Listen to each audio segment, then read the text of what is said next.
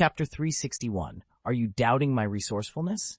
Oh, since when did our club start resembling the Ministry of Magic, with its hierarchy of superiors and subordinates? According to the club's rules, the only distinction is between long and short spears, Birdsnake replied in a frivolous tone. Heh, if you want to see it that way, fine. But remember, there's another rule in the club. The strong are respected. How about it? Do you want to challenge me to a duel? If you win, I'll tell you everything. A sinister laugh emanated from under Thunderbird's mask as he leaned closer to Birdsnake. Seeing Thunderbird's actions, Birdsnake couldn't help but tremble and quickly stepped back. He knew the person in front of him was a lunatic capable of anything. He was also quite afraid of Thunderbird's strength, and his confidence waned significantly. What are you planning? I am a member of Lord Phoenix. He sent me here to get answers from you. Your progress has been too slow. The British Ministry of Magic thwarted our last operation, and several high-ranking members of the club are quite dissatisfied, Birdsnake said, feeling the pressure from Thunderbird. Waste is waste. If you had more backbone, I might respect you, but you lack strength and only know how to push that woman out, Thunderbird sneered. The Sphinx's stealth team has completely lost contact. They went silent after receiving information from me a week ago. Now, even I can't find them. Who knows if those tunnel rats have been killed? What? The disappearance of 4 silver spear guns is no trivial matter. With their mobility, I can't believe anyone could capture them all. Didn't you send Li Xinqi to attack them? Birdsnake retorted, feeling belittled. Do you know what you're implying? Do you think I'm someone who doesn't understand the gravity of the situation? Thunderbird turned and gave Birdsnake a cold look. Even through the mask, Birdsnake could feel the malice in Thunderbird's eyes. Who knows what you're thinking? This isn't the first time something like this has happened. You go crazy and kill anyone you see, regardless of whether they're on our side or not, Birdsnake thought, intimidated by Thunderbird's power. Those guys seem to have vanished into thin air. Do you think I'm not worried? They were carrying out important tasks for the club. Now, I can't even get any news from the Ministry of Magic. I suspect this might be related to the Scamander family, Thunderbird said, knowing Birdsnake was aware of the details. What? You mean Newt did it? But according to our information, he shouldn't have that kind of strength. Could our information be wrong? Birdsnake lowered his head in confusion, then seemed to recall something. If that's the case, the club's danger rating on him must be adjusted. I remember there are rumors that Lord Grindelwald was arrested by him. Is this true? Presumptuous. Don't mention that name in front of me. Thunderbird suddenly became furious at the mention of Grindelwald's name and glared fiercely at Birdsnake. Birdsnake realized he had misspoken. In the eyes of many spearmen in the club, Grindelwald's name was taboo. Meanwhile, their collaborators, the foreign wizards, had finally finished reloading all the goods. A hill made of cages had already been piled up. The open space in front of them was eerily quiet. My lord. A man in a loose wizard robe wiped the sweat from his brow and leaned against 2 silver spears. The preparations are complete. The last few transports were not smooth. The Ministry of Magic's siege caused heavy losses. This time, you specifically asked us to increase the transportation volume.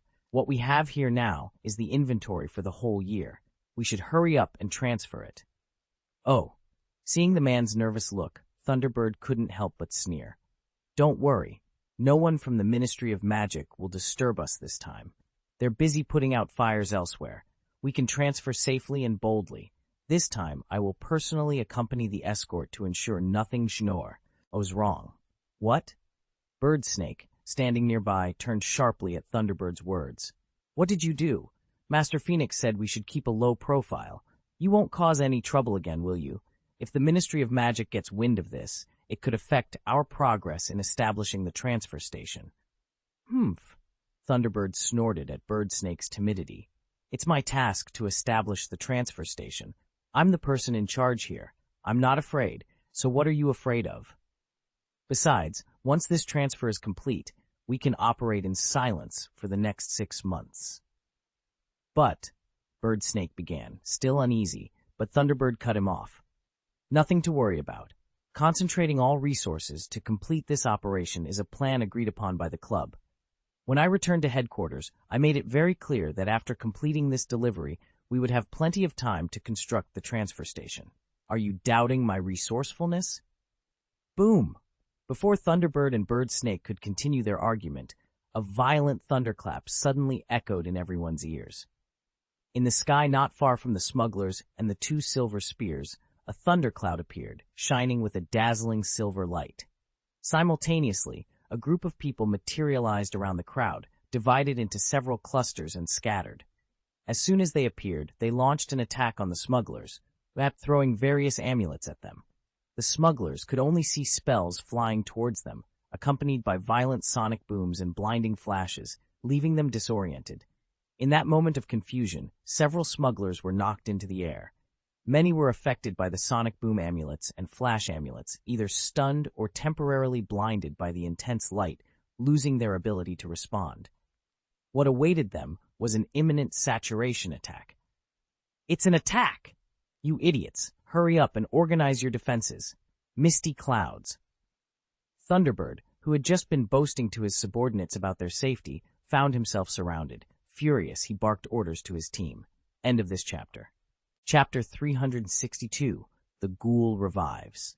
At this critical moment, the Ministry of Magic's relentless offensive left Thunderbird momentarily dazed. He quickly cast the Cloud and Mist Curse, attempting to obscure the enemy's vision. Nearby, Bird Snake turned pale with fright, casting a resentful glance at Thunderbird. Didn't you say it was safe? He thought bitterly. The Auror squads were fierce and efficient, swiftly taking down nearly half of the smugglers responsible for transporting goods. Their coordinated attack was smoother than Anduin and his team had anticipated. As the dense fog rose, the Auror teams followed Anduin's strategy, closing ranks and casting the Hurricane Curse to disperse the fog. The smugglers began to retaliate, but their spells missed or were easily blocked due to the Auror's defensive maneuvers. Realizing the dire situation, Bird Snake acted quickly. He threw a dark leather bag, faintly emitting black air, into an open space nearby. This was his treasure, and he hadn't expected to use it so soon. "The ghoul is revived," Bird Snake shouted, firing a pale magic beam at the leather bag. The bag erupted with a strong magical reaction, and the black air around it grew more violent. As the bag's mouth loosened, a black hole appeared, and with a boom, ghouls began to emerge. These ghouls, black and emaciated like zombies, immediately followed Bird Snake's will and charged at the Aurors. Though not fast, their numbers were overwhelming. Dozens appeared within moments, and more continued to pour out of the black bag. The Aurors, having just cleared the fog, were startled by the sudden appearance of the ghouls. Use the Flame Curse and Crushing Curse to deal with these ghouls. Be careful not to be scratched by them. They're full of corpse poison. Mei Weisi, leading a team of 4, shouted to the others, "Blazing flames! Smashing bones!" The Aurors quickly responded, casting the appropriate spells. The ghouls, oozing corpse oil, ignited instantly when hit by the flames. Their weak physiques couldn't withstand the crushing curse, and they shattered into pieces. Mei Weisi led her team bravely, pushing back the enemies around the flying carpet and securing the transport vehicle. They stabilized their defense line, while other teams surrounded them to maintain formation. However, the ghouls kept coming, their numbers seemingly endless. Soon, there were at least 100 ghouls charging at them, turning the battle into a grueling tug-of-war. Meanwhile, one might wonder where the 2 senior fighters of the Silver Spear were. From the onset of the battle, they had been targeted and were unable to assist the smugglers. At the moment the battle began, the Bird and Snake were releasing the ghouls. Thunderbird, who had meticulously planned his actions, found himself surrounded by people so quickly that he didn't even react when they touched him. When he finally realized what was happening, he was furious and immediately began to cast a spell to kill. However, several sharp and abnormal cutting curses flew from the side with a swish, swish, swish, instantly interrupting Thunderbird's spellcasting. He was forced to turn sideways, raise his wand, and deflect the 4 Shenfeng Wuying curses that were aimed at him. As soon as he deflected the spells, Thunderbird sensed something was wrong. The power of these spells was extraordinary. Not only were they fast, but the magic power and strength contained in them were ridiculously high. He could see the cutting spells clearly. With this doubt in mind, Thunderbird looked in the direction from which the spells had come. Through his mask, which could penetrate the thick fog, he saw a young man in a black formal suit trimmed with silver threads, with a ball of dazzling lightning above his head, rushing straight at him. It's him? Thunderbird recognized the young alchemist who had visited the Silver Flash Trading Company before. He hadn't expected that his Fiendfire delay curse would fail to kill this guy, and now the young man appeared before him, brimming with confidence. Thunderbird also noticed that the magical power emanating from this young wizard was quite amazing, and the thundercloud above his head was constantly striking the ground with lightning. In the distance, 3 of Thunderbird's collaborators had already been killed by the opponent's lightning and magic. The curses had hit them, and they fell backward, covered in black air, crippled, if not dead. Good boy, I hit you hard enough. Since I failed to kill you before, I will kill you now to vent my anger. Thunderbird shouted, raising his wand and swinging it violently, like an old woman slapping someone in the face. He cast 2 powerful curses, much larger than ordinary ones, directly at Anduin. Anduin, who was rushing towards Thunderbird, was also very angry. After all, he had been minding his own business when disaster struck. As soon as he entered the battlefield, he focused on the bastard in front of him. The 2 evil spells seemed vigorous, but Anduin didn't panic. He waved his wand repeatedly, deflecting the spells away from their trajectory with 2 bang-bang sounds, sending them shooting towards the sides. One of the curses hit a reef by the cliff and exploded, sending debris and dust into the air. The other curse accidentally hit a smuggler, causing it to explode and shatter the wizard's hand, spraying blood everywhere. The injured wizard wailed in pain. The blood splatter had no effect on Anduin, who continued to stare at Thunderbird in the distance.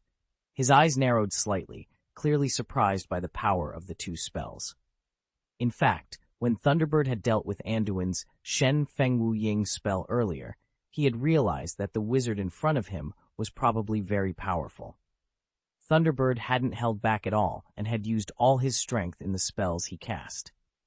If the person in front of him had been a mere human target, he could have easily scored 300 or 400 points. End of this chapter. Chapter 363, Fierce Fire, Flying Flowers, and Electronic Carnival. But the other party received it so easily. You must know that Shenfeng Wuying is an extremely fast, concealed, and sharp spell. Anduin had never seen anyone who could deflect it directly without using the Iron Armor Curse, or even changing their position. Whether he could easily do it himself was another matter entirely. When he saw Anduin deflect his spell, Thunderbird felt a chill of fear. This young man was not to be underestimated. The spell he had cast was released with his unique technique, making it not only powerful, but also overwhelmingly impactful. An ordinary wizard, even if they could keep up with the speed of the curse, would not be able to withstand its force. Only someone with sufficient magic power and strong arms could handle it. Both Thunderbird and Anduin realized that if they wanted a quick victory, they would have to use their full strength from the beginning. Fiendfire, Flying Flower, Electronic Carnival, the 2 shouted simultaneously. Thunderbird waved his wand, and as it slid through the air, it created fine, dazzling sparks, like a match being struck. These sparks burst out and formed a large piece of floating flames around him. The flames then flew towards Anduin in a whirlwind trajectory, like falling leaves and flying flowers. On the other side, Anduin activated his magic, summoning wisps of active silver-blue plasma. The plasma flowed up and down outside his body like liquid, rising and falling as if breathing. Even Anduin's long hair, which had just covered his ears, stood upright, making him look like a thunder god descended to the world. Anduin raised his wand and pointed at the palm of his other hand. The continuously gushing current exploded outward, forming tiny, silver-blue stars that surrounded him like a meteorite belt around a planet. He then pointed his wand at Thunderbird, and the star-like electrons seemed to be activated, flying towards the opponent. Under the deep night sky, the electrons left faint trails, like a fine pop of rain falling.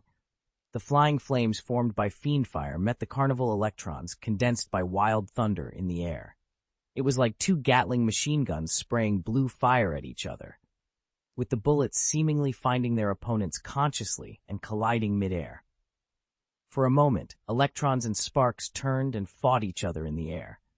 The whirring of flames and the crackling of thunder and lightning could be heard endlessly. The electrons, like swordsmen with sharp blades, cut the fiendfire to pieces.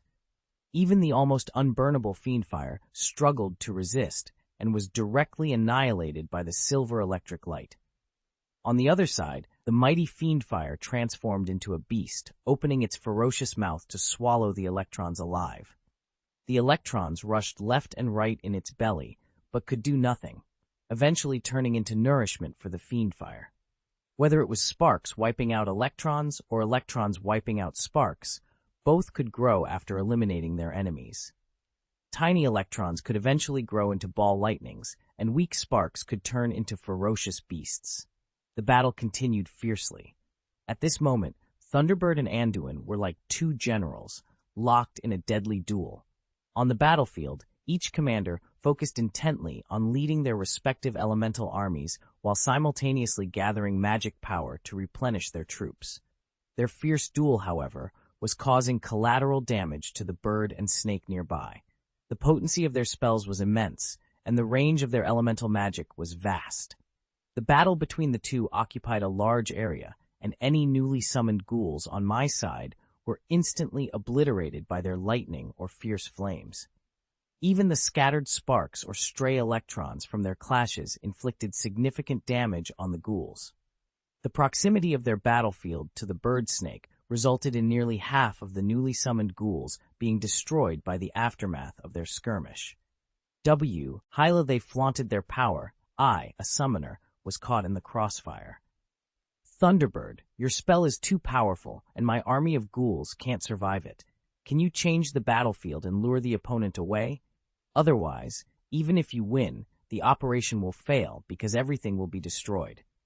Birdsnake urgently signaled Thunderbird through the mask, not only concerned about the ghouls, but also fearing for his own life at the hands of these two formidable opponents. Thunderbird frowned slightly upon receiving the message. He could feel that his fiendfire was gaining the upper hand, and he estimated that with a bit more time, he could dominate the scene. However, Birdsnake's plea made him reconsider. The scale of this operation was enormous, and he had initially believed that he could achieve a significant feat by diverting the enemy's attention. Now, with such a glaring oversight, he felt embarrassed. He quickly assessed the situation. There were only 15 Aurors attacking, including Anduin.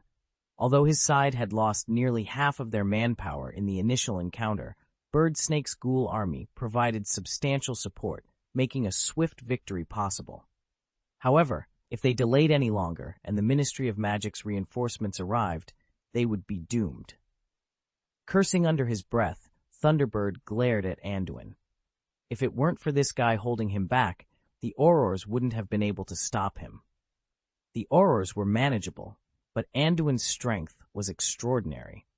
He could even counter Thunderbird's unique magic, and his use of the lightning element was something Thunderbird had never seen before, capable of matching his fiendfire. Grinding his teeth, Thunderbird knew he couldn't afford to delay any longer. If he continued to fight here, he might even destroy the goods they were after. Resolving to act, he swung his wand twice, unleashing 2 balls of fiendfire flying flowers, then turned and rushed towards the forest by the cliff, shouting as he ran. Boy, your strength is impressive. These other Aurors are just in the way. If you're not afraid of death, follow me. Let me show you what a real battle is, or I'll have to deal with these Aurors. As you wish, Anduin replied, waving his wand to dispel the fiendfire flying towards him. He sneered and chased after Thunderbird. End of this chapter. Chapter 364, Little Lolita. After seeing the two perverts, Thunderbird and Anduin, leave the main battlefield, Birdsnake couldn't help but let out a long sigh of relief. Finally, no one is in the way. Next, I will show you the power of the ghoul frenzy. Really? Are you blind? Or do you just not take me seriously at all? Just as Birdsnake was about to increase the magic power of the ghoul, a burst of cursing reached his ears. When he turned his head, he saw Moody, leaning on crutches, looking at him with a twisted smile. Noticing him, Moody immediately shot a powerful curse in his direction. The bird snake was taken aback and hurriedly blocked the curse that flew towards him. He had been distracted by Thunderbird and Anduin, whose wild and gaudy fight had colorful spells flying all over the sky. He had to mobilize his magic power to summon the ghoul, so he hadn't noticed Moody behind them. In fact, Moody had noticed the bird snake causing trouble early on. However, with Anduin and Thunderbird's intense fight, he was blocked and couldn't attack the bird snake immediately. Casting a spell recklessly could have affected Anduin and Thunderbird, who were fighting in the middle. The experienced Moody understood this and did not act rashly.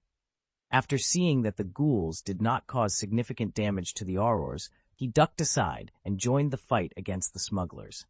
Originally, he planned to wait for Anduin and Thunderbird to finish fighting before dealing with Thunderbird himself.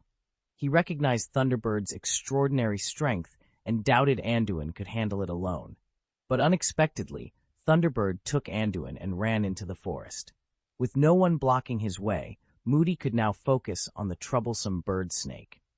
Moody then became like a turret, launching continuous and powerful attacks on the bird snake. The bird snake could only respond hastily, but Moody's spells came one after another, each more severe than the last. Just as the bird snake was thinking about how to fight back, Moody suddenly cast a killing curse. Avada Kedavra! The bird snake almost didn't realize it in time and was about to use the iron armor curse to block it. But sensing something was wrong, he hurriedly dodged to the side, narrowly avoiding the death curse. Are you really an Auror? The bird snake got up from the ground, feeling a little absurd. He had seen a lot in the international wizarding world, but except for the slightly chaotic place in America, it was the first time he had seen an Auror from the Ministry of Magic use the killing curse so decisively. This almost scared the sweat out of him. Moody, with a hideous face, saw that his spell had failed, spat to the side angrily, and launched a series of fierce attacks again. With your face, you are ashamed to be an Auror. You look more like a criminal than me. The bird snake felt his worldview was about to be subverted. An Auror who secretly plays sneak attacks, a young wizard indistinguishable from top fighters in the club, and Moody, who is more terrifying than a murderer. There is a big problem in this UK. I don't want to stay in this ghost place anymore. I want to go back to Europe. I want to go home. And just when the bird snake was tired of dealing with Moody, there was also a problem with the unmanned ghoul summoning bag. Originally, this magic item was used to control the ghouls, but now, without the control of the birds and snakes, the ghouls went berserk. As long as there was a living being around them, whether friend or foe, they would frantically pounce and bite. The smugglers on the front lines had already been wiped out by the Aurors. Less than 10 remained, holding their ground by using the ghouls and bunkers for cover. Now, with the ghouls suddenly out of control, they turned on the smugglers. Ah! The remaining smugglers were unlucky. Many were dismembered by the ghouls beside them, their wails echoing across the battlefield. Realizing the dire situation, some smugglers raised their hands and shouted to the Aurors, "Help! I surrender! I beg you, I am willing to surrender." In the face of death, everything else seemed trivial. These smugglers knew that if caught by the Ministry of Magic, they would be imprisoned at most. But if they hesitated now, they would die gruesomely. May Wasey, who was in charge at the center of the scene, heard the shouts. After a moment of thought, she called out, "Okay, come here, but if I see any of you pointing your wands at us, don't blame us for being ruthless. Team members, hurry up and come over now. We need to unite and stabilize the front." May Wasey was leaning against a smuggled cargo box, casting spells with her team to control the flames and create a passage for their companions. Although they could handle the ghouls for now, their numbers were overwhelming and seemed endless. They feared that if the stalemate continued, their magic would be exhausted. They had to rely on obstacles and curses to keep the ghouls at bay. They had received a summons earlier. Reinforcements were on the way. Excuse me, can you let me out?" May Wasey, who was anxiously coping, suddenly heard a sweet female voice behind her. Startled, she turned around. The smugglers had covered the goods behind them with tarpaulins, so they hadn't known what was there. Now looking at the outline of the cage behind her, she saw it was the cage containing humanoid creatures they had seen before. A small gap in the waterproof cloth covering the cage revealed the source of the voice. Seeing this, Mei Weiqi immediately stepped forward, tore the gap wider, and revealed the figure inside. Standing in the cage was a young girl, about 14 or 15 years old, with pale golden hair. Whether due to illness or prolonged hunger, her skin was quite fair, resembling a china doll. She wore a Lolita-style lace dress, dusty but still showing its exquisite workmanship. Heavy shackles bound her hands, feet, and neck, all connected by thick iron chains. End of this chapter. Chapter 365, My Wife is Free. Mei Weiqi was horrified when she saw a frail girl imprisoned in a cage, bound with layers of shackles. What kind of monsters would do this? They won't even spare a little girl, she muttered in disbelief. Little sister, what's your name, and why are you locked up here? Mei Weiqi asked, her voice filled with concern. The girl in the cage whimpered softly before replying, My name is Shaltir Bradfriend. I was a student at Ilvermorny School in the United States. During the Christmas holiday, I stumbled upon these villains, smuggling something. They captured me to keep their secret. Tears streamed down her face as she looked pleadingly at Mei Weiqi. Sister, you're a British Auror, right? Can you let me out? Mei Weiqi's heart ached for Shaltir, but she shook her head. I'm sorry, not yet. Why? Shaltir's eyes widened in despair. Shaltir, listen to me. It's very dangerous outside right now. It's safer for you to stay in the cage. Don't worry, we will free you and send you back home once it's safe, Mei Weiqi explained, gesturing towards the group of ghouls blocked by the obstacle curse behind her. Shaltir's expression shifted from pitiful to determined. Sister Auror, you're a good person. I may be young, but I know how to repay kindness. Let me out and give me a wand. I can help in this battle. Mei Weiqi hesitated, glancing at Shaltir's petite frame and pale face. No, you don't look well. If something happens to you, your parents will be heartbroken. Just wait a little longer. Our reinforcements will be here soon, and we'll take care of you. As Mei Weiqi turned away, Shaltir's face showed a flicker of panic. For a moment, a ferocious look crossed her eyes, but she quickly masked it. Sister Auror! Sister Auror! Shaltir called out desperately. Just wait here, Shaltir. We will protect you. Mei Weiqi reassured her, thinking the girl was afraid of the dark. She even thoughtfully adjusted the rainproof cloth on the cage. Sister Auror, I can't stay in this terrible cage any longer. The chains are too heavy. I can barely breathe. Please let me out. I promise I won't cause any trouble. Shaltir pleaded, her voice filled with urgency. Mei Weiqi was torn. Under normal circumstances, she would have sensed something was wrong with Shaltir's overly excited behavior. But the pressing threat of the ghouls distracted her. Shaltir's pitiful and seemingly harmless appearance further clouded her judgment. Mavis felt a strong desire to protect Shaltir, who was always so noisy that it somewhat affected the battle. Finally, Mavis agreed. Okay, Shaltir, step back a little. I'll open the cage. After a while, Mavis managed to open the iron cage that held Shaltir and remove the shackles from her body. These shackles were magical props, which had taken her a lot of effort to unlock. Shaltir, relieved to be free of the annoying shackles, stretched her muscles and showed a slightly relaxed expression. Mavis handed her a previously seized wand. Shaltir, listen to me first.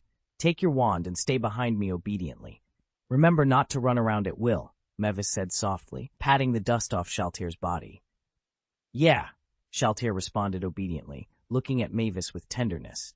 At that moment, a smuggler staggered forward along the passage cleared by the Aurors. He saw Shaltir, now unshackled and holding a wand, and his expression changed drastically. You? Why were you released? This guy is? The smuggler pointed his wand at Shaltir nervously and shouted in panic. But before he could finish his sentence, he was hit by a spell, blasting him back into the group of corpses. The spell had come from Shaltir, who had just escaped. She had a ghostly smile on her face and stared at the smuggler with a hint of hatred, casting the spell quickly and ruthlessly. Mavis was taken aback and turned to look at Shaltir in surprise. You? Hee. Shaltir smiled at Mavis after finishing her attack. Sister Auror, thank you for releasing me. I'll repay your life-saving kindness when I have a chance in the future. With that, A burst of blood-red magic power surged from Shaltyr's body. In the blink of an eye, she transformed into a huge bat and flew away. "Ha! I'm free again," she yelled joyfully as she soared into the sky, heading towards the forest not far away. As Shaltyr flew, she abandoned her other disguises, revealing 2 sharp fangs in her mouth. She stretched her wings and leaped forward for a long distance until she saw a small group of blue and silver thunderclouds floating in the sky not far away. Ping! What? In midair, Shaltyr, overwhelmed, was hit head-on by the lightning, automatically triggered by the Eye of the Storm, before she could react. She howled, rolled her eyes, and fell into the grass. End of this chapter. Chapter 366, Solicitation. Anduin, who was confronting Thunderbird at this time, felt that his Eye of the Storm had hit something. However, considering the powerful opponent in front of him, he didn't dare to be careless. In the previous confrontation on the main battlefield, Anduin noticed that this person's strength was extraordinary, and the opponent seemed to be extremely proficient in the Fierce Fire Curse. After the initial probing, Anduin had determined a few key points. First of all, the opponent's spiritual attribute was very high, which made their magic strength quite formidable, at least not weaker than his own. Spiritual attribute requires willpower or emotional blessing, and Anduin wondered what the opponent relied on to achieve it. Could arrogance and pride also enhance magical power? This even piqued Anduin's research interest. Secondly, the magic perception and control of this silver spear gun were also very exaggerated. Although the spellcasting techniques used by the two of them seemed different, they both required extremely strong control as a support. At least the control system magic had to be above the instinct level to control the differentiated magic elements more easily. Moreover, Anduin could feel that he had already lost the upper hand in the previous confrontation, leading him to speculate that the opponent's magic sensitivity was stronger than his own. This was a significant problem for Anduin because magic power sensitivity not only affected a wizard's perception and control of magic power, but also the efficiency of magic output. If Anduin could use 1 point of mana to achieve 1.5 points of effect, then Thunderbird might be able to achieve 1.6 points. This meant that if he continued to exhaust himself against the opponent, even if he could maintain the stalemate, he would be the one to deplete his mana first. After all, it seemed that the mana reserve of the other party was lower than Anduin's. This was a real master. Anduin knew that in the face of this enemy, he would likely not be able to defeat them, relying solely on his magic level. He had to use all means and rely on the cooperation of alchemy equipment to fight. However, the opponent's fierce fire was too intense.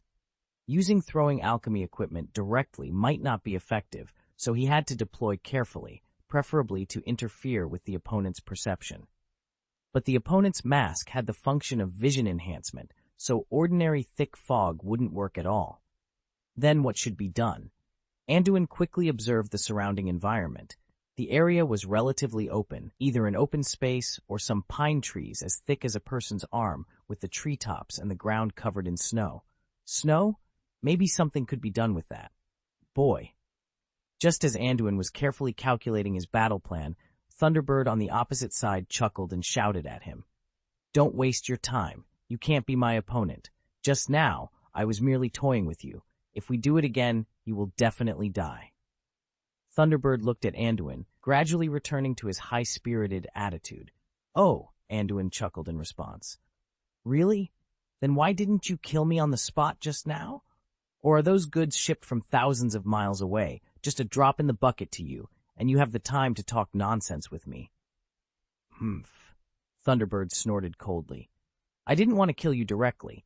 On the one hand, I was afraid of accidentally damaging our goods, and on the other hand, I have a heart of pity for you. Your strength has reached the threshold to join the club. How about it? Are you interested in becoming one of us? As long as you want, I can be your guide."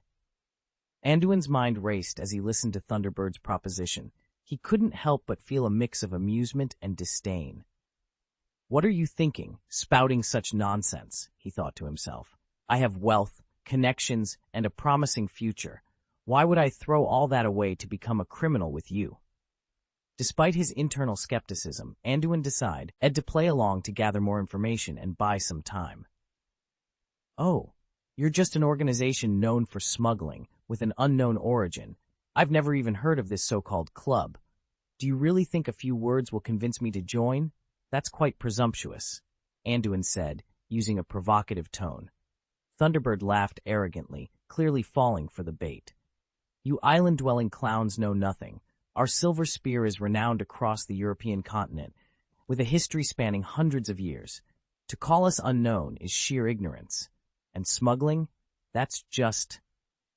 Thunderbird abruptly stopped, realizing he had said too much. He quickly closed his mouth and glared at Anduin. Enough with the nonsense. Just tell me if you agree or not. The details of the club are only revealed to members, Thunderbird demanded. Anduin felt a twinge of disappointment as Thunderbird clammed up. He had been enjoying the revelations. What are the benefits of joining your club? You must know that I am a battle hero certified by the British Ministry of Magic, about to graduate from Hogwarts with full honors. I will be a master alchemist in the future. Do you really think your club is worth my time? Anduin boasted, embellishing his achievements. Battle hero, hey, Thunderbird sneered, clearly unimpressed. That title means nothing without real benefits, but I must admit, your future does seem bright. Precisely because of that, joining the Silver Spear is the best choice you could make. We select only the best, and being one of us is a mark of strength. As for the benefits, you won't be disappointed. Our club has its own treasure trove, filled with rare and unique materials.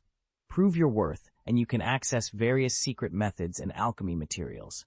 If you become a spear, the rewards will exceed your wildest dreams, Thunderbird revealed, clearly eager to recruit Anduin.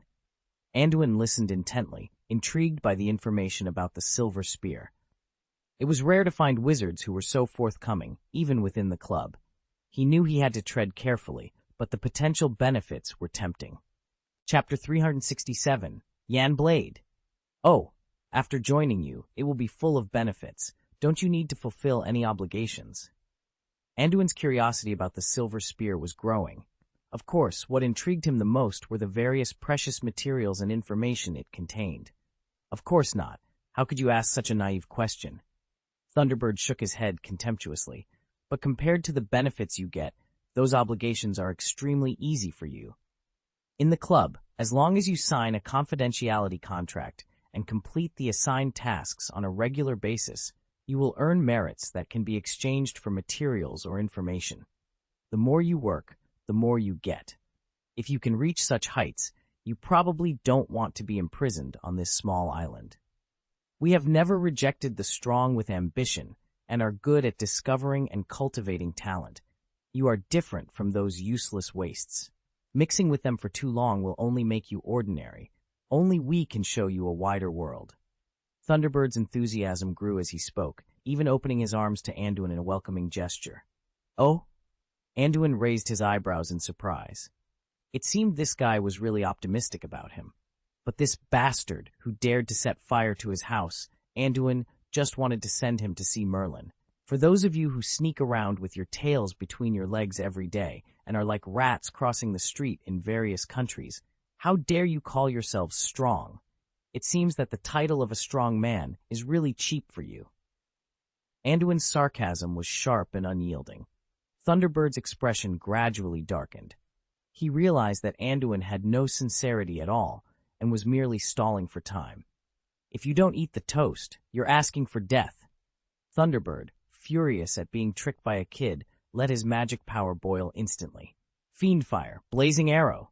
With a violent swing of Thunderbird's wand, a huge arrow made of viscous fiendfire formed at the tip and then shot towards Anduin with a fiery tail flame. Thunder Crow Technique, Resonance Pulse. Anduin had been accumulating magic power in secret and now released it. His wand pointed forward, and the lightning magic power, condensed at the tip, turned into dozens or hundreds of ravens. This was an improved version of the flying crow art he had developed earlier using the flock of birds spell. These ravens, unlike the previous black ones, had azure blue feathers and silver eyes. They howled, but their cries were different. Each yell was a resonant sonic boom enhanced by the infrasonic curse, similar to those annoying witch birds. As soon as these thundercrows appeared, some of them flew straight at the blazing arrow, while others divided into two teams. One rushed towards Thunderbird, and the other scattered, heading for the surrounding snow-covered pine trees.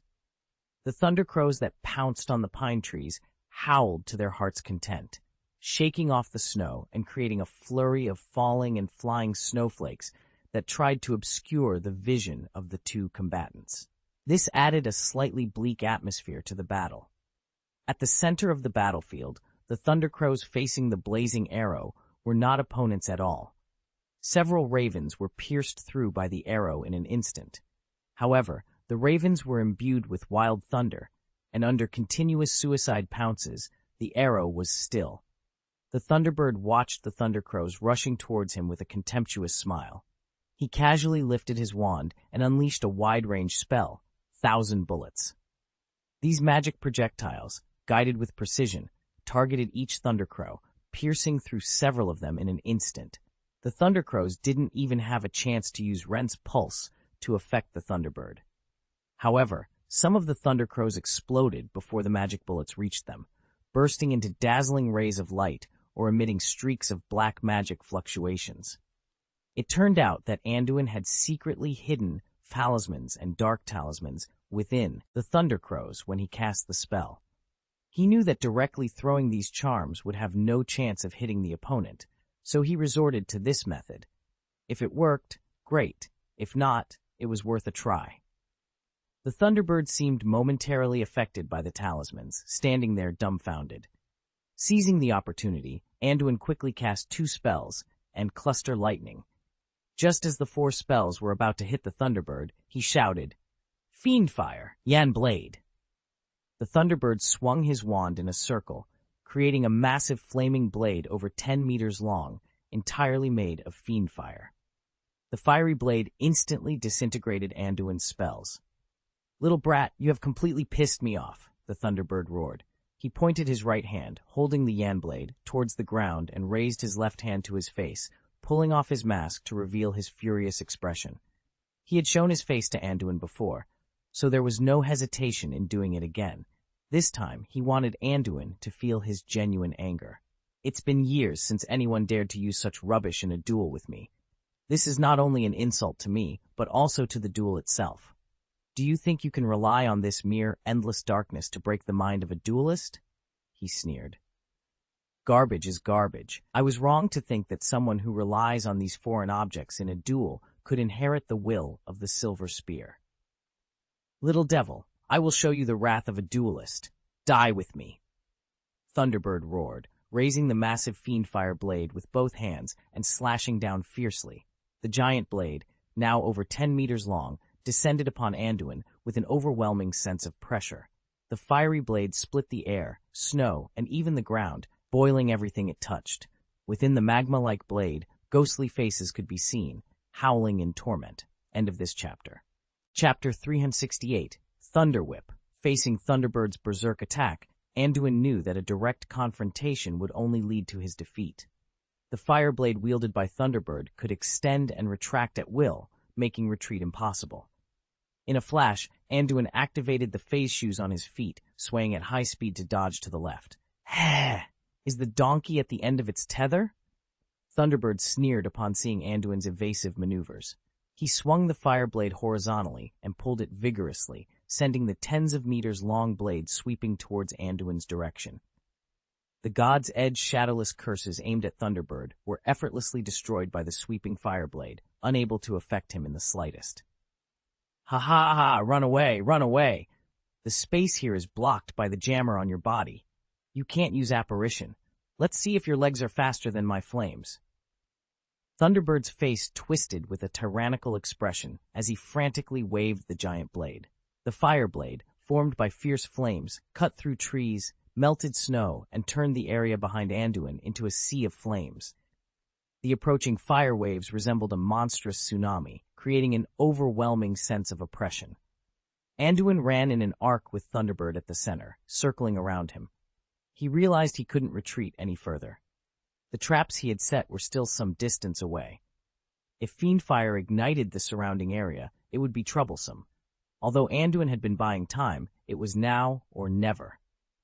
Electron vortex, Anduin decided. He stopped abruptly and swung his wand at the menacing fireblade. A strong lightning bolt shot from the tip of his wand, forming a 7 or 8 meter long lightning whip. As Anduin pulled out his wand, the lightning whip, like a thunder snake, collided with the fireblade. Boom! The collision of thunder and fierce fire produced a loud sound, as if metal and iron were clashing. The lightning whip, though seemingly soft, was hard and entangled the fireblade like a leather whip. The whip's body, straight and hard like steel, firmly resisted the fireblade, preventing it from advancing. "Ha ha! Be happy, be happy! Use whatever methods you have, or you won't see the sun tomorrow." Thunderbird laughed wildly, pressing the fireblade harder against Anduin. Anduin struggled to resist the fireblade's advance. The fierce flames, sensing their master's malice, burned more violently. Although Anduin's thunderwhip remained strong under his control, the immense force pushed him back slowly, plowing 2 deep furrows in the snow with his feet. The heat waves from the fireblade rushed towards Anduin's face, making him sweat even in the winter cold of Christmas. "No, I can't continue like this. Why does this lunatic's magic power seem endless?"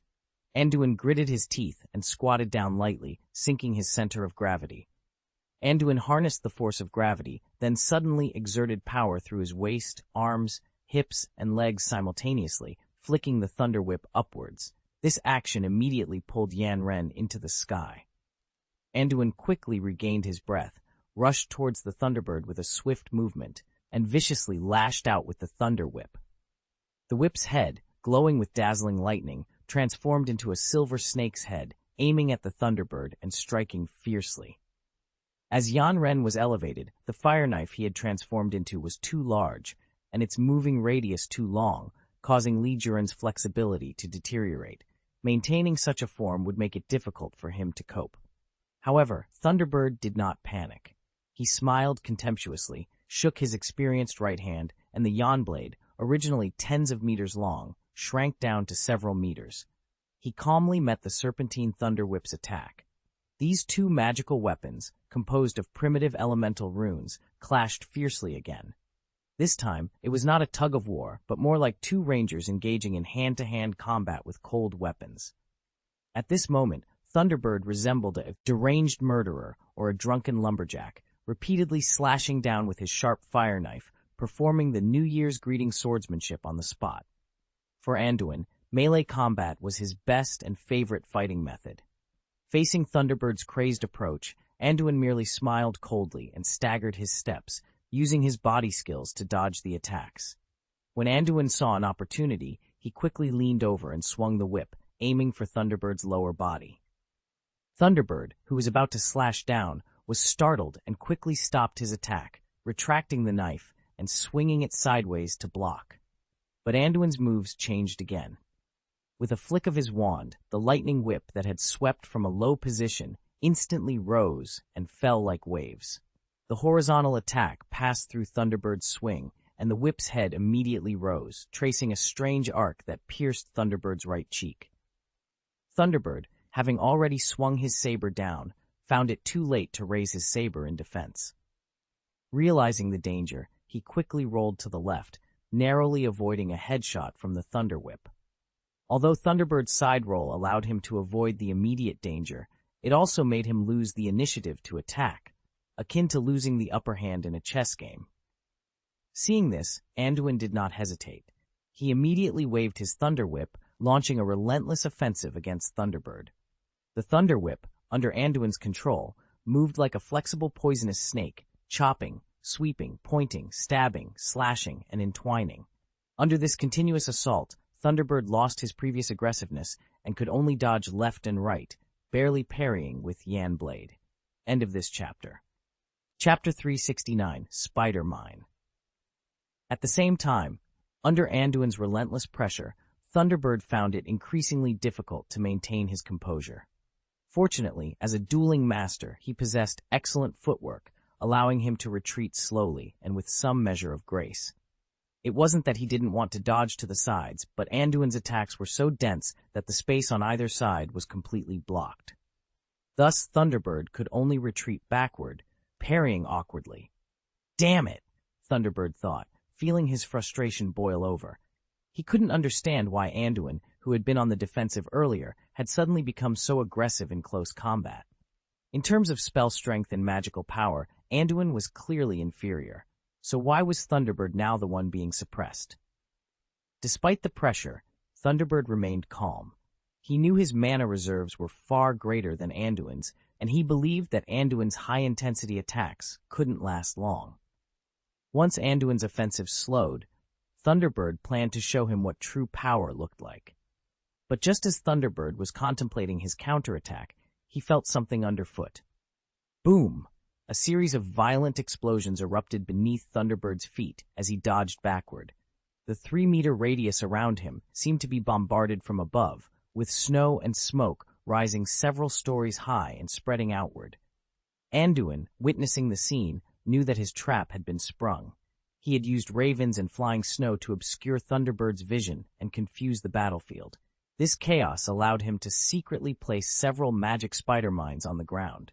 These mines, engraved with saturated Thunderbolt explosion runes, could be controlled by Anduin to move at will. To avoid detection, Anduin had the spider mines move at an extremely slow pace, ensuring they made no noise.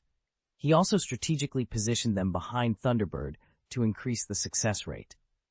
Even though the mines couldn't completely reach Thunderbird's feet, Anduin's aggressive offense forced him into the mined area. Despite the mines detonating, Anduin remained vigilant. He seized the precious opportunity, swinging his Thunder Whip towards Thunderbird. The whip shot out from his cuff, Shoset, its wide net ruthlessly ensnaring his opponent. All of Anduin's actions were executed in an instant. When he felt the Thunder Whip tighten around an object and the spirit-binding lock hit its mark, he knew his plan had succeeded. As the smoke and dust gradually settled, the aftermath of the explosion became clear. The 3-meter area where Thunderbird had stood was now a crater, nearly half a meter deep. The ground was torn apart, revealing the rotten litter and loose soil beneath. Thunderbird was still alive, but the infernal blade made of fierce flame had long been extinguished. He stood with his wand, surrounded by a transparent, scarlet-tinged magical shield that covered him 360 degrees. Anduin's spirit-binding lock and lightning whip were tightly wrapped around him. The magic shield, though mysterious in its composition, remained stable under the dual suppression of the energy-absorbing curse and wild thunder. Despite this, Thunderbird looked quite disheveled. His once clean face was now smeared with dirt, and his neatly combed long black hair was a tangled mess. Blood trickled down his face, mingling with the dust, erasing any trace of his former arrogance. He resembled a beggar who had been beaten on the street. His once pristine magic robe was now in tatters from the explosion, exposing his blood-stained arms and thighs. Blood dripped slowly from his wounds. Although Thunderbird's current appearance was pitiful, he was fortunate not to have been killed outright by the explosion. His survival was due to his extremely keen fighting instincts. The moment he stepped on a mine, he quickly sensed something was wrong. He immediately withdrew his magic power and cast several layers of humanoid iron armor spells on himself. Despite his quick reaction, he couldn't completely avoid the Ocean. The initial Thunderbolt explosion curse still affected him, causing serious injuries. The power of the series of explosions was astonishing. Anduin, in his fury, seemed to disregard the fact that Thunderbird was human. The explosion's intensity was such that even a dragon would have struggled to withstand it. Thunderbird had to rely on the protective magic he had cast, which was the only thing that saved him from Anduin's relentless attacks. "You bastard! You use this rubbish time and time again to humiliate me." Thunderbird, encased in the magic shield, slowly raised his head. His eyes were bloodshot, and his face was twisted in a hideous, almost demonic rage. "You forced me to do this. It's been a long time since anyone has made me this angry. Damn you! Drink!" Thunderbird shouted, his voice filled with fury. He swung his wand sideways, and the slightly scarlet magic shield began to expand. The color shifted from red to blue, transforming into flames. The shield, once solid, turned into a monstrous blaze, like dry ice exposed to the air, creating billowing hot smoke and dust. Centered around Thunderbird, the cloud of smoke and dust spread outwards, overwhelming everything in its path. The terrifying aura made everyone outside the forest tremble with fear. Even the bird and snake outside the forest, who were being suppressed and beaten back by Moody, were alarmed. Despite being unable to protect themselves, they glanced in the direction of the forest in shock. Was this the legendary power? End of this chapter. Chapter 370. Blue Firebird Snake felt the monstrous flames and recalled that Lord Phoenix had mentioned a unique secret possessed by Thunderbird. This secret was why Thunderbird was regarded as the strongest among the members of the Silver Spear.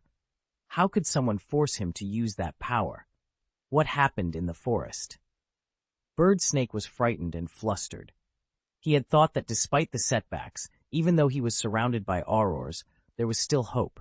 He knew that Thunderbird, arrogant and annoying but undeniably strong, was by his side. But now, things were different. The aura he sensed proved that the enemy Thunderbird was fighting had the power to threaten his life.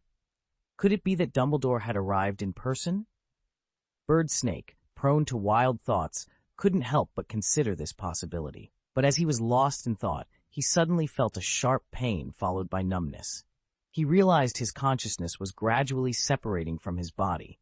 With his last bit of awareness, he stared at the man with a hideous face in front of him. "You are so ruthless," he thought. The enemy had used the killing curse without hesitation. They never considered capturing him alive to extract information. With endless complaints in his mind, Bird Snake fell to the ground, his eyes gradually losing their luster. He had been permanently killed by Moody's killing curse. Moody, who had dealt with Bird Snake efficiently, didn't feel the slightest sense of relief. He, too, had noticed the astonishing aura in the forest. He knew Anduin was still there, and the presence of such a terrifying force worried him deeply. Is this fiend fire? But why is it blue? Moody stared wide-eyed into the forest, wondering if his eyes were deceiving him. Huge flames, rising tens of meters high like a monstrous tsunami, were not the usual scarlet red but a pale blue. Could this be the one from the rumors? Moody recalled some old stories, his face growing more and more grim. He glanced nervously at the forest, and then at the nearby aurors struggling to guard the smuggled cargo. Finally, he gritted his teeth, turned around, and fired curses at the group of infernal corpses. "Anduin, you have to hold on," Moody muttered anxiously.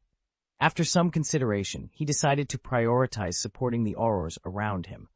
He moved quickly, aiming to close the alchemy pocket that continuously spawned ghouls and then lead the aurors to the forest for support. Meanwhile, in the forest, Shaltair, who had been stunned by an electric shock, just woke up. After a brief examination, she found her body limp and weak. She didn't even have the strength to fly. She was about to explore the surroundings to find something to eat when a loud noise startled her. Struggling to climb out of the bushes, she saw Anduin injuring the Thunderbird. "One of these two looks like the guys wearing masks with those smugglers. Why are you being beaten so badly now? You really deserve it," Shaltair snickered as she glanced at the battered Thunderbird. Shaltair looked teasingly at Anduin, who was confronting the Thunderbird. "This kid looks so young, yet he can actually hold his own like this. Could he be some ancient vampire? But seeing that he uses lightning magic, it's probably him who knocked me down. How infuriating. He's ruining my plans," she thought, her bat form baring its fangs in anger as she glared at Anduin. Then, she witnessed a shocking scene. What the hell?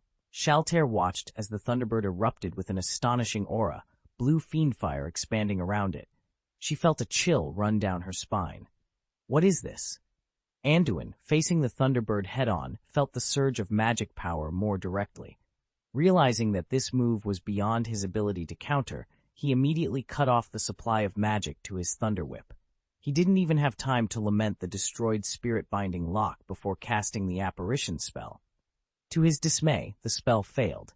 He knew that the area was currently blocked by the anti-phantom displacement disruptor he carried, but he had a backdoor that should have allowed him to bypass it. This time, however, it was completely ineffective. Clearly, the blue fiend fire released by the Thunderbird not only possessed immense power, but also had the ability to block spatial displacement. Seeing this, Anduin knew he had to act fast. He turned and ran, quickly retrieving the flying cloak from his space ring and putting it on. He had avoided using it earlier to keep his identity hidden from the Aurors, and because flying made him an easier target in a duel. But now, escape was his only option, and speed was crucial. As soon as he donned the cloak, Anduin floated into the air, his speed increasing dramatically. His first instinct was to fly straight up, but he quickly abandoned that idea. The blue fiend fire formed a wall of flames, advancing like massive waves crashing onto the shore. Two long walls of fire extended from either side, closing in on him like a monstrous bird's beak ready to swallow him whole. The height of the fiery wall was also daunting, and the top was gradually closing in. He suspected that before he could escape from above, he would either be caught by the fiend fire behind him or blocked by the closing flames above. He had no choice but to aim in one direction and fly straight, hoping to escape before the walls of fire enveloped him. "Fuck! Don't come here!" Shaltir, who had been watching, saw Anduin rushing towards her with the blue fire wave behind him, and her heart filled with despair. End of this chapter. Chapter 371. Don't touch that place. Shaltir, who had been hiding in the bushes at a distance, initially watched the battle with a sense of detachment, as if she were merely observing a spectacle. The battlefield was far enough from her that even the eruption of the row of thunderbirds and the astonishing bluefenfire seemed like nothing more than a dazzling performance. It wasn't until Anduin flew away that she turned her head in surprise. Flying in the air? Can human wizards fly directly with their own strength? Could it be that he is a prince? Shaltir mused. It seemed possible, given that this person maintained elegant etiquette and wore decent formal attire even in battle, exuding the demeanor of a vampire. But why would a blood prince appear here and fight with these smugglers? Was it for her? Shaltir had no understanding of what a flying cloak was. She had never seen a human who could fly unaided, leading her to misunderstand Anduin's identity and fall into endless fantasies. However, when she saw Anduin flying towards her with the blue fierce flame, her thoughts of his identity vanished, replaced by sheer panic. The blue fierce flame surged towards her like a tidal wave, incinerating everything in its path. Shaltir's heart chilled. She struggled to prop herself up and jumped twice, but she couldn't fly far before falling back to the ground. What should I do? Am I going to die here today? Tears welled up in her eyes at the thought. No, I can't give up yet. I'm in my prime. I can't die in this desolate place. Shaltir forced herself to focus and then fixated on Anduin, who had already flown in front of her. "My Lord Prince, help me!" she cried out, tears streaming down her face. Mustering the last bit of strength, she spread her wings and rushed towards Anduin, finally managing to grab his calf. Anduin, who was concentrating on escaping, was startled by the sudden appearance of the bat. He almost instinctively struck out with a sharp blade, but stopped when he heard the bat scream. "Your Excellency, what's the meaning of this?" he wondered. This bat could talk? Was it an animagus? But animagi, in his experience, couldn't speak human words. Now wasn't the time to ponder. Dealing with this bat would only waste his magic and slow his escape. Shaltir clung tightly to Anduin's thigh, relieved that he hadn't attacked her. She desperately tried to climb up, but Anduin's pants were too slippery, and the strong wind from his flight battered her. If she didn't find a safer position soon, she wouldn't be able to hold on. As Shaltir climbed, she inadvertently moved to a more sensitive area. Anduin, feeling something strange, was now thoroughly annoyed. "What's the matter with this little bat? If you want to escape, fine, but why are you getting into my crotch?" With his patience wearing thin, Anduin reached down, grabbed the troublesome bat, and pulled her in front of him. "My lord, please don't abandon me. I am Shaltir Bradfrin, a low-ranking viscount of the Torador clan. I have just woken up from the cemetery," Shaltir pleaded, her voice trembling. "For less than 10 years, I don't want to die, my lord. As long as you don't abandon me, Shaltir is willing to swear to you in the name of the ancestor. I also thought about my first 100-year-old birthday. Don't. Wow." As soon as Shaltir was held in Anduin's hands, she immediately burst into tears. Her tears quickly soaked Anduin's hand, and she begged for mercy incoherently, her voice filled with misery. Is this a vampire? Although Shaltir's hurried words were somewhat confusing, Anduin still managed to discern her identity. He glanced at Shaltir, who was crying like a tear bat in his palm, and couldn't help but marvel at his luck. To think he would encounter a vampire while running for his life. But now was not the time to be distracted. Anduin raised his hand, placing Shaltir on his shoulder, and then said coldly, "Shut up and hold on tight, understand?" "Yes, yes, my lord," Shaltir replied, realizing that Anduin had not abandoned her. She immediately expressed her gratitude. "Thank you, my lord prince. May your fangs be sharp forever, and may the blood you encounter surrender to you. Ah! You are the embodiment of darkness." "Stop talking nonsense," Anduin interrupted sternly, completing a swift lateral movement to avoid a large tree in front of him. "Yes." Shaltir quickly shut her mouth, realizing she had offended her lord. She clung tightly to Anduin's collar, fearing the strong wind might blow her away. Anduin was sprinting forward at an incredible speed, but the blue fiendfire chasing them was relentless. He noticed that the two lines of fire advancing on either side of him were much stronger than the rows of fire walls behind him. The lines were closing in, trying to trap Anduin in a fiery cage. In the face of this situation, Anduin had no other solution but to increase his speed. He couldn't apparate, and the alchemy equipment he carried was useless against this kind of elemental magic. At this moment, Shaltir, tightly clinging to Anduin, noticed a sudden change. The fiendfire, which had been pressing towards them, seemed to accelerate, as if realizing it couldn't quickly deal with them. She could even smell the scent of burnt bat fur. "Little bastard, you can't escape from my grasp. I want to watch you be reduced to ashes bit by bit. Ha!" Thunderbird's voice, filled with hatred, echoed from behind the fiendfire. The fleeing pair could hear the exhilaration in his tone. Anduin, focused on sprinting ahead, was not affected by Thunderbird's taunts. However, Shaltir, perched on his shoulder, was far from happy about their predicament. End of this chapter. Chapter 372, I've Lost My Life. Request for monthly ticket recommendation. Shaltir originally despised the gang of bastards who had locked her in a cage like cargo. But now, facing the possibility of dying at their hands, her anger flared up even more. "You idiot! You have the nerve to laugh at the prince? I didn't see you laughing when my lord beat you before. Wipe the blood off your face quickly, or your mother might mistake you for a beggar. What else do you know besides barking? It seems dogs can only bark and do nothing else." Shaltir raised her little bat head, looking back as she unleashed a torrent of insults. The more she scolded, the more vigorous and enjoyable it became. Meanwhile, Anduin was running like hell, and Shaltir was engaged in a verbal battle with Thunderbird.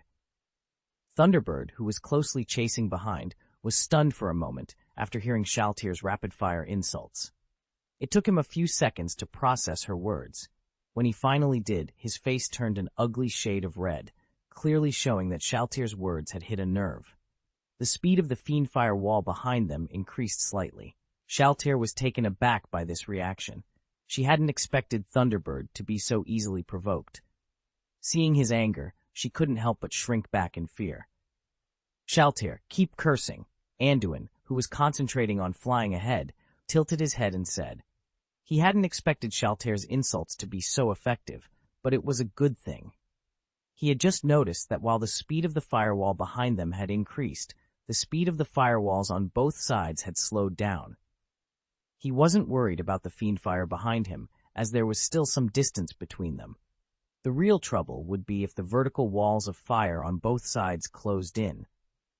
Ah!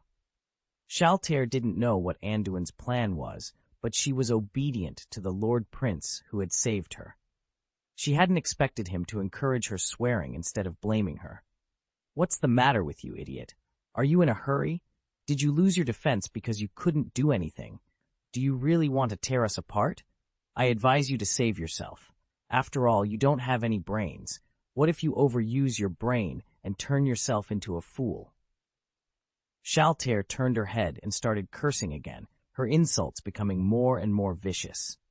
Thunderbird behind them was furious, but he was only relying on his broomstick to pursue them. He couldn't keep up with Anduin's speed. Despite chasing for several kilometers, he still couldn't catch up. The blue fiendfire he had released was a magic that consumed a lot of power. Now fueled by his anger, its power and range had increased, but he couldn't sustain it for long. Yet, Thunderbird was unwilling to give up the pursuit. Drink. In a moment of hot-headedness, Thunderbird became ruthless. Even if he exhausted his magic power and ended up seriously injured, he wanted to catch Anduin. He increased his magic output, causing the fierce fiendfire to boil more violently and speed up again, slowly closing the distance between them. "My lord, that wall of fire is getting faster and closer. What should we do?" Shaltair asked, her voice tinged with panic. Shaltair, who was perched on Anduin's shoulder, noticed the unusual behavior of fierce fire and immediately panicked. "Don't panic. Hurry up," she urged. Anduin also sensed the gravity of the situation. The Thunderbird had likely exhausted its strength, and now it was a matter of who could hold on longer. Reacting decisively, Anduin increased his magical output while using his high-affinity control rune ability to break through the air in front of him, reducing wind resistance. This two-pronged approach worked. Anduin's speed increased, widening the gap between him and fierce fire. During this period, Anduin's use of the control rune, whether for driving his flying cloak or breaking through the air, deepened his understanding of the entire control system. Seeing this, the Thunderbird chasing him grew increasing, glide desperate. Despite being overloaded, it couldn't catch the boy in front of it, which was unacceptable. But acceptance was no longer the issue. It was about whether the Thunderbird could escape. Reinforcements from the Ministry of Magic had finally arrived. Suddenly, several clouds of smoke appeared out of thin air, shuttling through the sky. Anduin recognized this as a non-target apparition, a technique only powerful wizards with profound knowledge of apparition magic could perform. Seeing this, Anduin finally felt a sense of relief. The clouds of smoke quickly approached Anduin's position and landed between him and the blue fiendfire.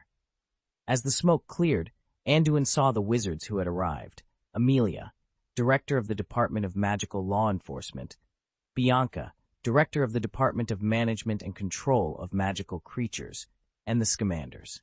Finite Incantatum. The four wizards cast the spell almost simultaneously.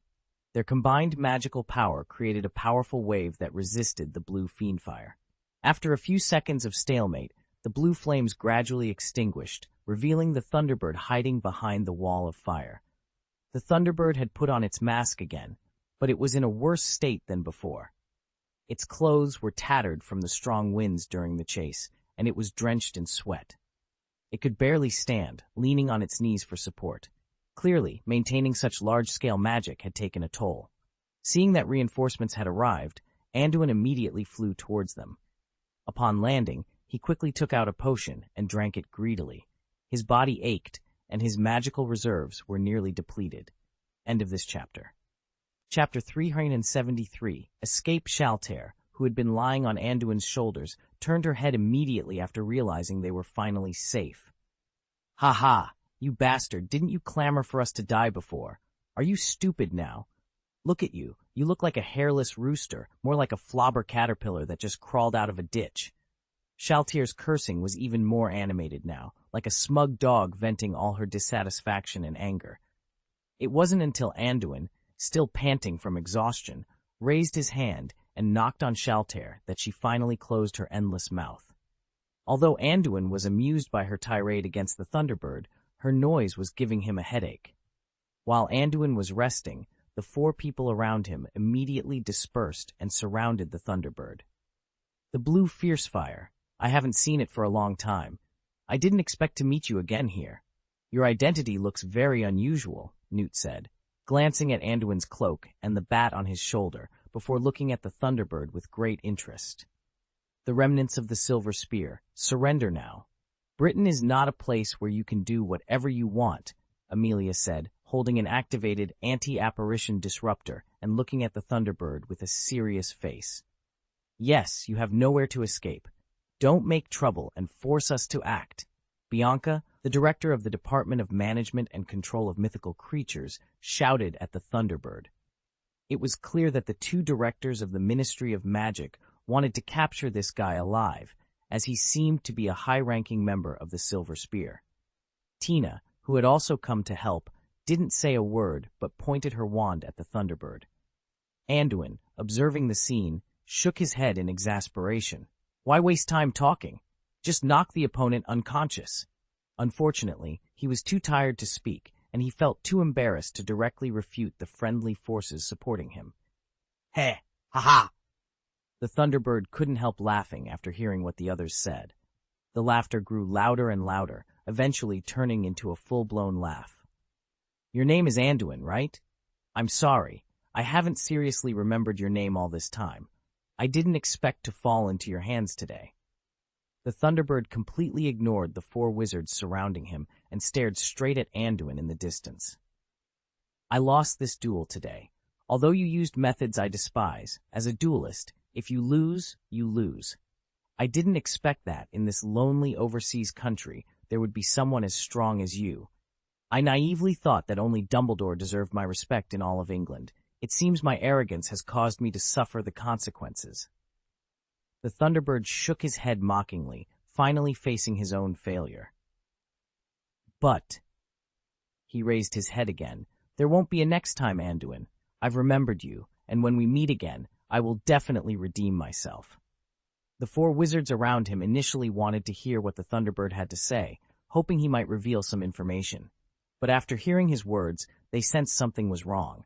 How could he be so sure he could escape? Just in case, the four wizards simultaneously shot spells at the Thunderbird, each one fast and ruthless. But the Thunderbird seemed unhurried.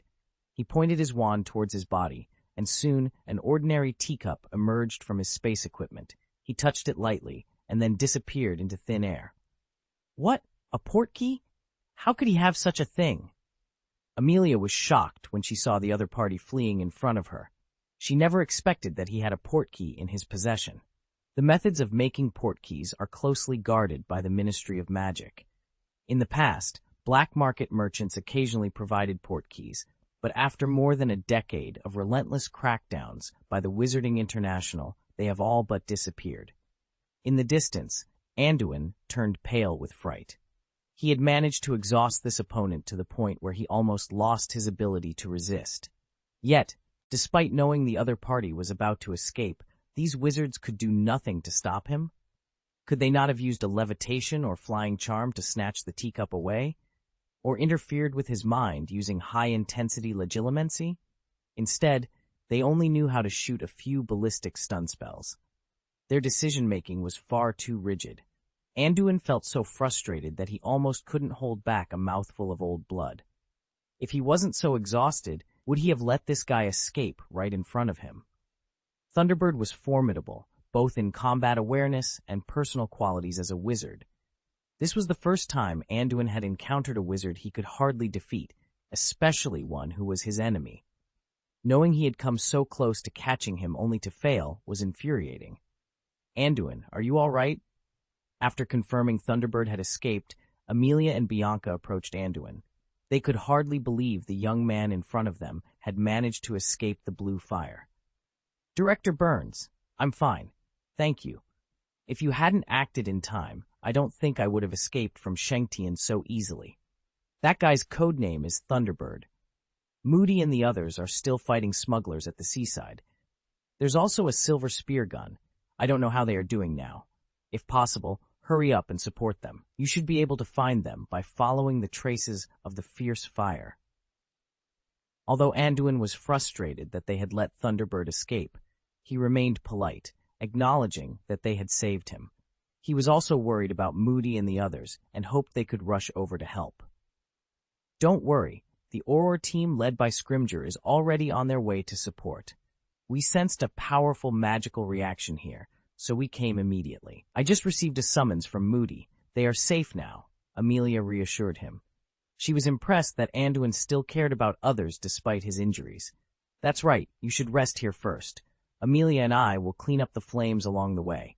If these flames are not extinguished in time, they could cause big trouble, Bianca added. End of this chapter.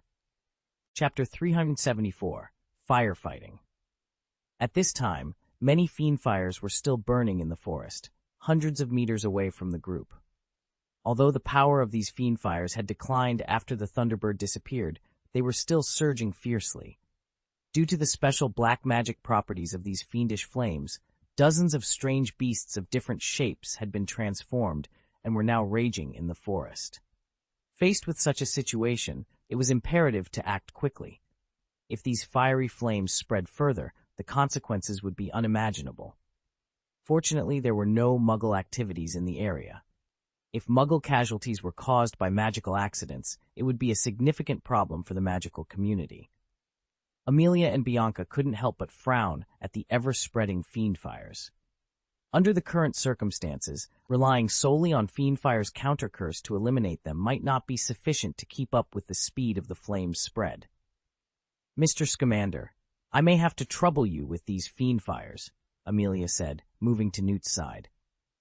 She knew that this old gentleman was more resourceful than them when it came to dealing with fiendfire.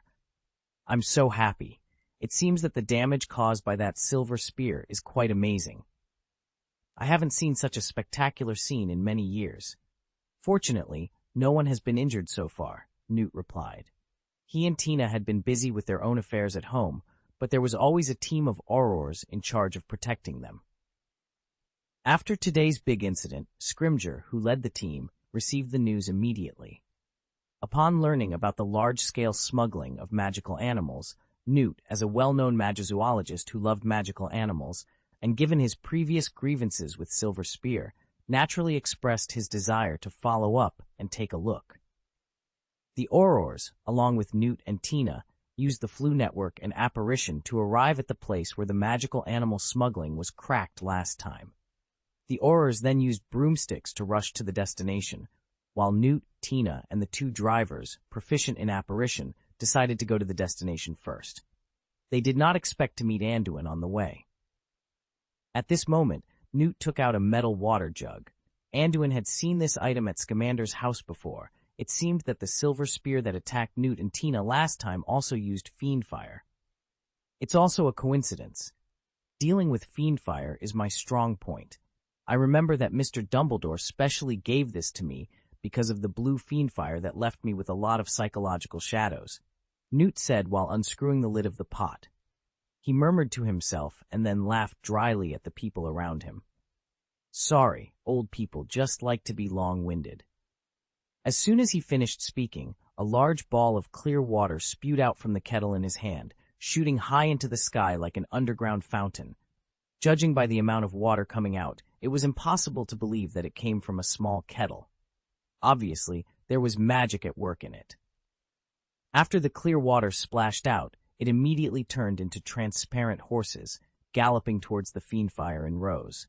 This scene looked like ants rushing towards a fiercely burning fire, making it hard to imagine how effective this little water could be against the fiendfire. Just when Anduin thought that these streams of water would disappear like moths to a flame when they met the fiendfire, the effect they produced was astonishing. As the group of horses made of clear water met the fiendfire that had turned into strange beasts, a strong wave of magic immediately burst out from the horses. The fiendfires were extinguished as soon as they collided with the clear spring. It didn't feel like firewood being doused by water. It was more like turning off the switch of a gas stove that was originally turned on. These fiendish fires, just like ordinary flames, were extinguished in an instant. Without the supply of oxygen, the flames disappeared completely. Anduin couldn't help but widen his eyes at the sight. The liquid in Newt's kettle seemed specially designed to counter fiendfire. If he had possessed this earlier, dealing with the Thunderbird would have been much easier. Anduin, along with the other three, followed Newt, extinguishing all the flames that had spread for several kilometers. To be honest, it was a massive undertaking. Without the Thunderbird's control, the fiendfire continued to rage outward. Fortunately, Anduin and the Thunderbird's battle hadn't lasted long, so the fire hadn't spread too far. With Newt's help, they managed to contain it. Otherwise, it would have taken the Ministry of Magic at least half a day to extinguish the fire using counter-curses. As they advanced towards the forest where the fighting had occurred, they encountered Moody, who had come from the main battlefield.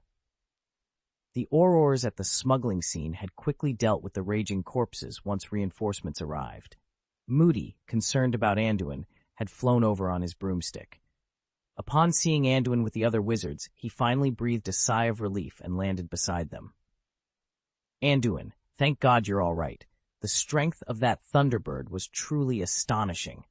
I didn't expect it to cast such a terrifying spell, Moody said with lingering fear as he approached Anduin. Indeed, that guy's strength shouldn't be underestimated. I almost didn't make it out, Anduin replied, smiling slightly. How are things over there? Those ghouls didn't seem easy to handle. Is everyone all right? Ha!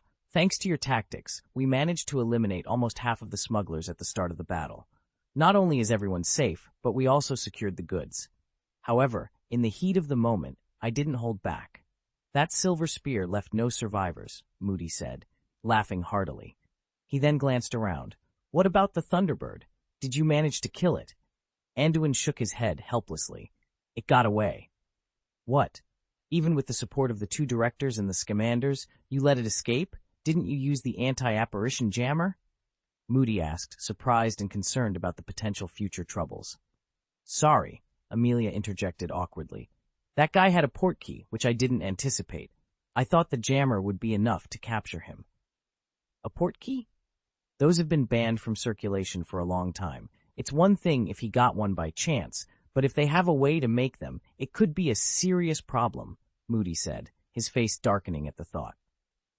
End of this chapter. Chapter 375, Mentos, Seeking Monthly Ticket Recommendations. Yes, the organization with Mentos is too destructive. After this incident, I will ask Minister Badenow to contact Wizards International. If it is confirmed that the other party has the method of making portkeys, then the Department of Magical Accidents and Catastrophes will have to reactivate the portkey monitoring circle, which has been abandoned for many years. I don't even know if it will still work. Amelia said with some concern. Is it troublesome to make a portkey? Anduin asked, genuinely curious. He had never learned how to make a portkey at Hogwarts, and he had always thought of it as an alchemical prop that allowed for long-distance travel. That's right, Moody nodded. Making portkeys requires a special Mentos technology. It's not just an ordinary spell. The distance covered requires a significant amount of magic power. For example, traveling from the UK to France usually requires the combined magic power of 2 ordinary adult wizards. Moody's brief introduction left Anduin a bit surprised. For 2 adult wizards, that's about 800 to 900 mana points, a considerable amount of energy. Actually, this kind of investment is nothing to the Ministry of Magic.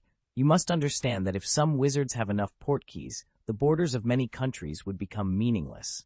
If such a person is a criminal, it would greatly threaten the safety of the wizarding community, Amelia added. That's right, Moody agreed solemnly. That's why Wizards International legislated decades ago to prohibit organizations and associations other than official institutions from making and keeping portkeys. We also specifically cleared the black market that mastered this technology. This was related to the rise of the Death Eaters at that time. They were always using portkeys to wreak havoc. So the Death Eaters actually had the method of making portkeys. Anduin raised his brows, intrigued by this piece of history. Yes, but fortunately, we activated the portkey monitoring circle at that time. After clearing the portkeys of other associations, the Death Eaters seldom use them. As long as someone uses a portkey, it marks their direction of action, revealing their position, Amelia explained. So, illegally possessing a portkey or mastering the method of making one is a felony, recognized internationally by wizards.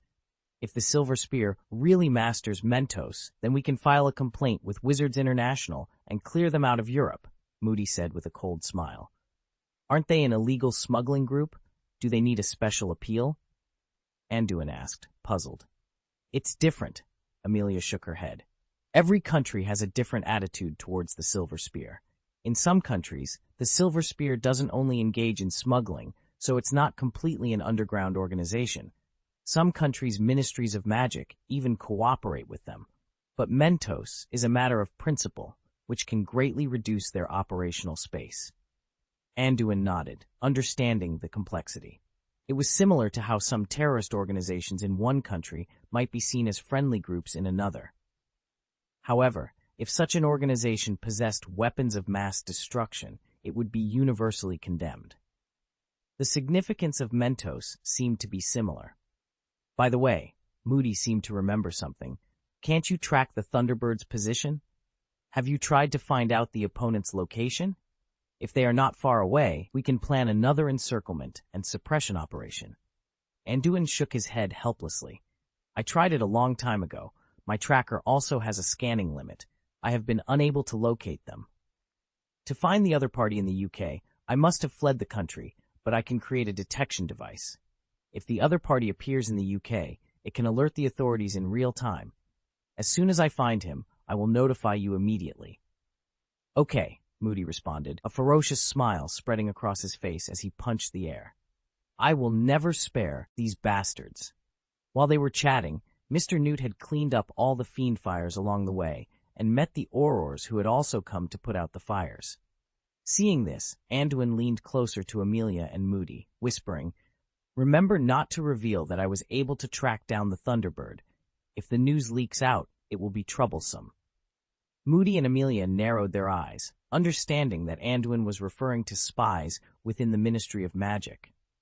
Don't worry, I will personally explain to the Aurors accompanying today's team and ensure this matter is strictly confidential, Moody said seriously, nodding slightly.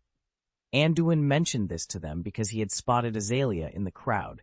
Since he had let the Thunderbird escape, he needed to rely on this if he wanted to find it again. Anduin didn't intend to remain passive. As soon as he saw the right opportunity, he would take the initiative to eliminate this hidden danger. And Azalea was his beacon. At this time, the Aurors who came to support Anduin and his party joined forces, merging into one group and rushing towards the main battlefield.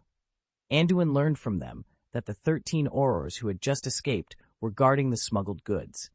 They had just experienced a big battle and were taking this opportunity to rest. Some had come to clear the fiend fire. In this gap, Newt leaned over specially. You are Mr. Wilson. I know you from Scrimger. You are really young and promising. The strength of that silver spear is evident just by looking at the fiend fire he unleashes. I didn't expect you to be able to entangle him for so long. Newt wiped the thin sweat from his brow. The manipulation of the alchemy kettle was obviously not as easy as it seemed. You are too kind. If you hadn't arrived in time, I'm afraid I wouldn't have been able to get out in time. You can just call me Anduin. This is the second time we have met. Sorry, the last time, due to safety considerations, I couldn't identify myself to you. You two came here to help. Is Rove okay? Anduin didn't mean to hide his identity at all, because he knew that Newt must have recognized the flying cloak he was using. As long as Newt inquired about the details of the previous battle, he would know that Anduin had used lightning magic, so it was better to reveal his identity directly. Newt raised his eyebrows when he heard that Anduin was so frank, and admitted that he was the one who had appeared at Scamander's house before. Chapter 376, The Vampire Clan. Newt raised his eyebrows when he heard Anduin so frankly admit that he was the one who had appeared at Scamander's house before. You really amaze me more and more. Tina and I haven't even had the chance to thank you yet, Newt said, originally intending to tease the young man and figure out his identity. However, Anduin's direct admission left him momentarily at a loss for words. It's nothing, Anduin replied. After resting, his slightly pale face had finally regained some color. I was aiming for those silver spear guns, but couldn't find their hiding place at the time. I didn't expect to surprise you. Speaking of which, it was because of me that Rove was put in danger. I was just trying to make up for my mistakes at the time. I didn't say goodbye in the end so that you two wouldn't laugh at me. By the way, please keep that day a secret. Only high-level officials in the Ministry of Magic are aware of this matter, and we have other arrangements for those silver spears. Anduin spoke calmly and eloquently, his high EQ behavior leaving Newt unable to find any faults. In Newt's eyes, Anduin didn't seem like a minor still studying at Hogwarts. No problem. After seeing what those silver spears have done, I think it's smart to hide your identity. But anyway, you have done us a favor. Please give us a chance to repay you, Newt said, feeling quite good about Anduin now. You're welcome. We can talk about these things later. Let's go to the scene first. There are still many magical animals that need professional care, Anduin said with a shallow smile. Newt was a hidden master, and it would be great to have a relationship with him. Newt nodded with a smile, then glanced curiously at the bat on Anduin's shoulder. By the way, why do you have a vampire on you? Could this be your friend? Shaltair tensed up when she heard the words. She didn't expect the old man in front of her to have such sharp eyes, recognizing her identity at a glance. She also realized that Anduin was not a vampire anymore, but now she didn't even have the strength to escape. With so many powerful aurors around, she just wanted to hide on him and fish in troubled waters, then find a way to escape later. After all, she didn't want to deal with people from the Ministry of Magic. You mean her? Anduin turned his head and glanced at Shaltair. He had almost forgotten about her. He then reached out and pinched the back of her neck, lifting her up and staring at the little bat strangely. I picked her up on the road. By the way, why did you, a vampire, appear in the forest? My lord, do you want to abandon Shaltair cruelly? Wow, your lord, you are so unfeeling. Have you forgotten the glorious years we spent together before? Shaltair cried out, showing a pitiful expression with tears streaming down her face, like a bullied little daughter-in-law. But after hearing Shaltair's words, Anduin's face darkened. Stop acting with me here. If you say another word, I'll hand you over to the Ministry of Magic immediately, Anduin said, giving Shaltair a hard look. Shaltair knew she couldn't fool him, so she stopped crying immediately. According to what she had seen and heard before, the young wizard in front of her was very powerful in terms of both status and strength. Her life and death were now in his hands.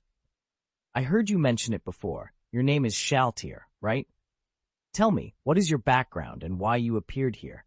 Anduin demanded, still unsure of where she had come from. I'll tell you, but can you keep me? I don't want to be taken away by the Ministry of Magic, Shaltair pleaded, her voice trembling. Shaltair's lips trembled as she looked at Anduin with hope. Let's be clear first, Anduin warned, his voice stern. I advise you to be honest. If you dare to lie to me, it won't be as simple as handing you over to the Ministry of Magic. He mobilized the remaining magic power, subtly activating legilimency to act as a polygraph. I've told you before, I am a low-ranking Viscount of the Toreador Sea, Lan. I've been living in New Orleans, USA. I'm only 46 years old this year. I have been in a deep sleep since I received my first embrace and only woke up 10 years ago, Shaltair began, her voice trembling slightly. Some time ago, we were living in New Orleans with the Toreador clan when a conflict broke out with the Lessenbra clan. During the battle, I was accidentally captured by someone from the Lessenbra clan. Eventually, they sold me to the Silver Spear. During the previous battle between the Aurors and the smugglers, I found an opportunity to escape, and then I met you, my lord. What I said is the truth. Please don't abandon me. Tears welled up in Shaltair's eyes, but Anduin's cold stare made her stop. Mr. Scamander, this individual isn't lying. What do you think should be done? Is it dangerous to keep her? Anduin asked, recalling the humanoid iron cage among the smuggler's goods. It must have been her, but he wanted Newt's opinion first, as his knowledge of vampires was limited to books. It seems that this vampire lady has indeed had a rough experience, Newt said with a slight smile, looking at the distressed Shaltair. I didn't expect that after so many years, the differences between the Demon Party and the Secret Party would still be so fierce.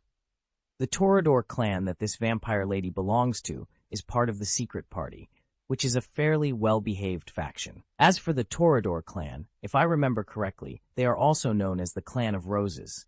They like to call themselves gentlemen and artists who pursue all symbols of beauty. Am I right, Miss Vampire? Shaltair looked at Newt with surprise. Who was this old man who knew so much about her clan? That's right. Our secret party has a feud with the Demon Party, to which the Lesembra clan belongs. The United States is currently embroiled in a fierce conflict. I don't want to be sent back to die by the Ministry of Magic. Could you please tell the Ministry of Magic not to send me back to America?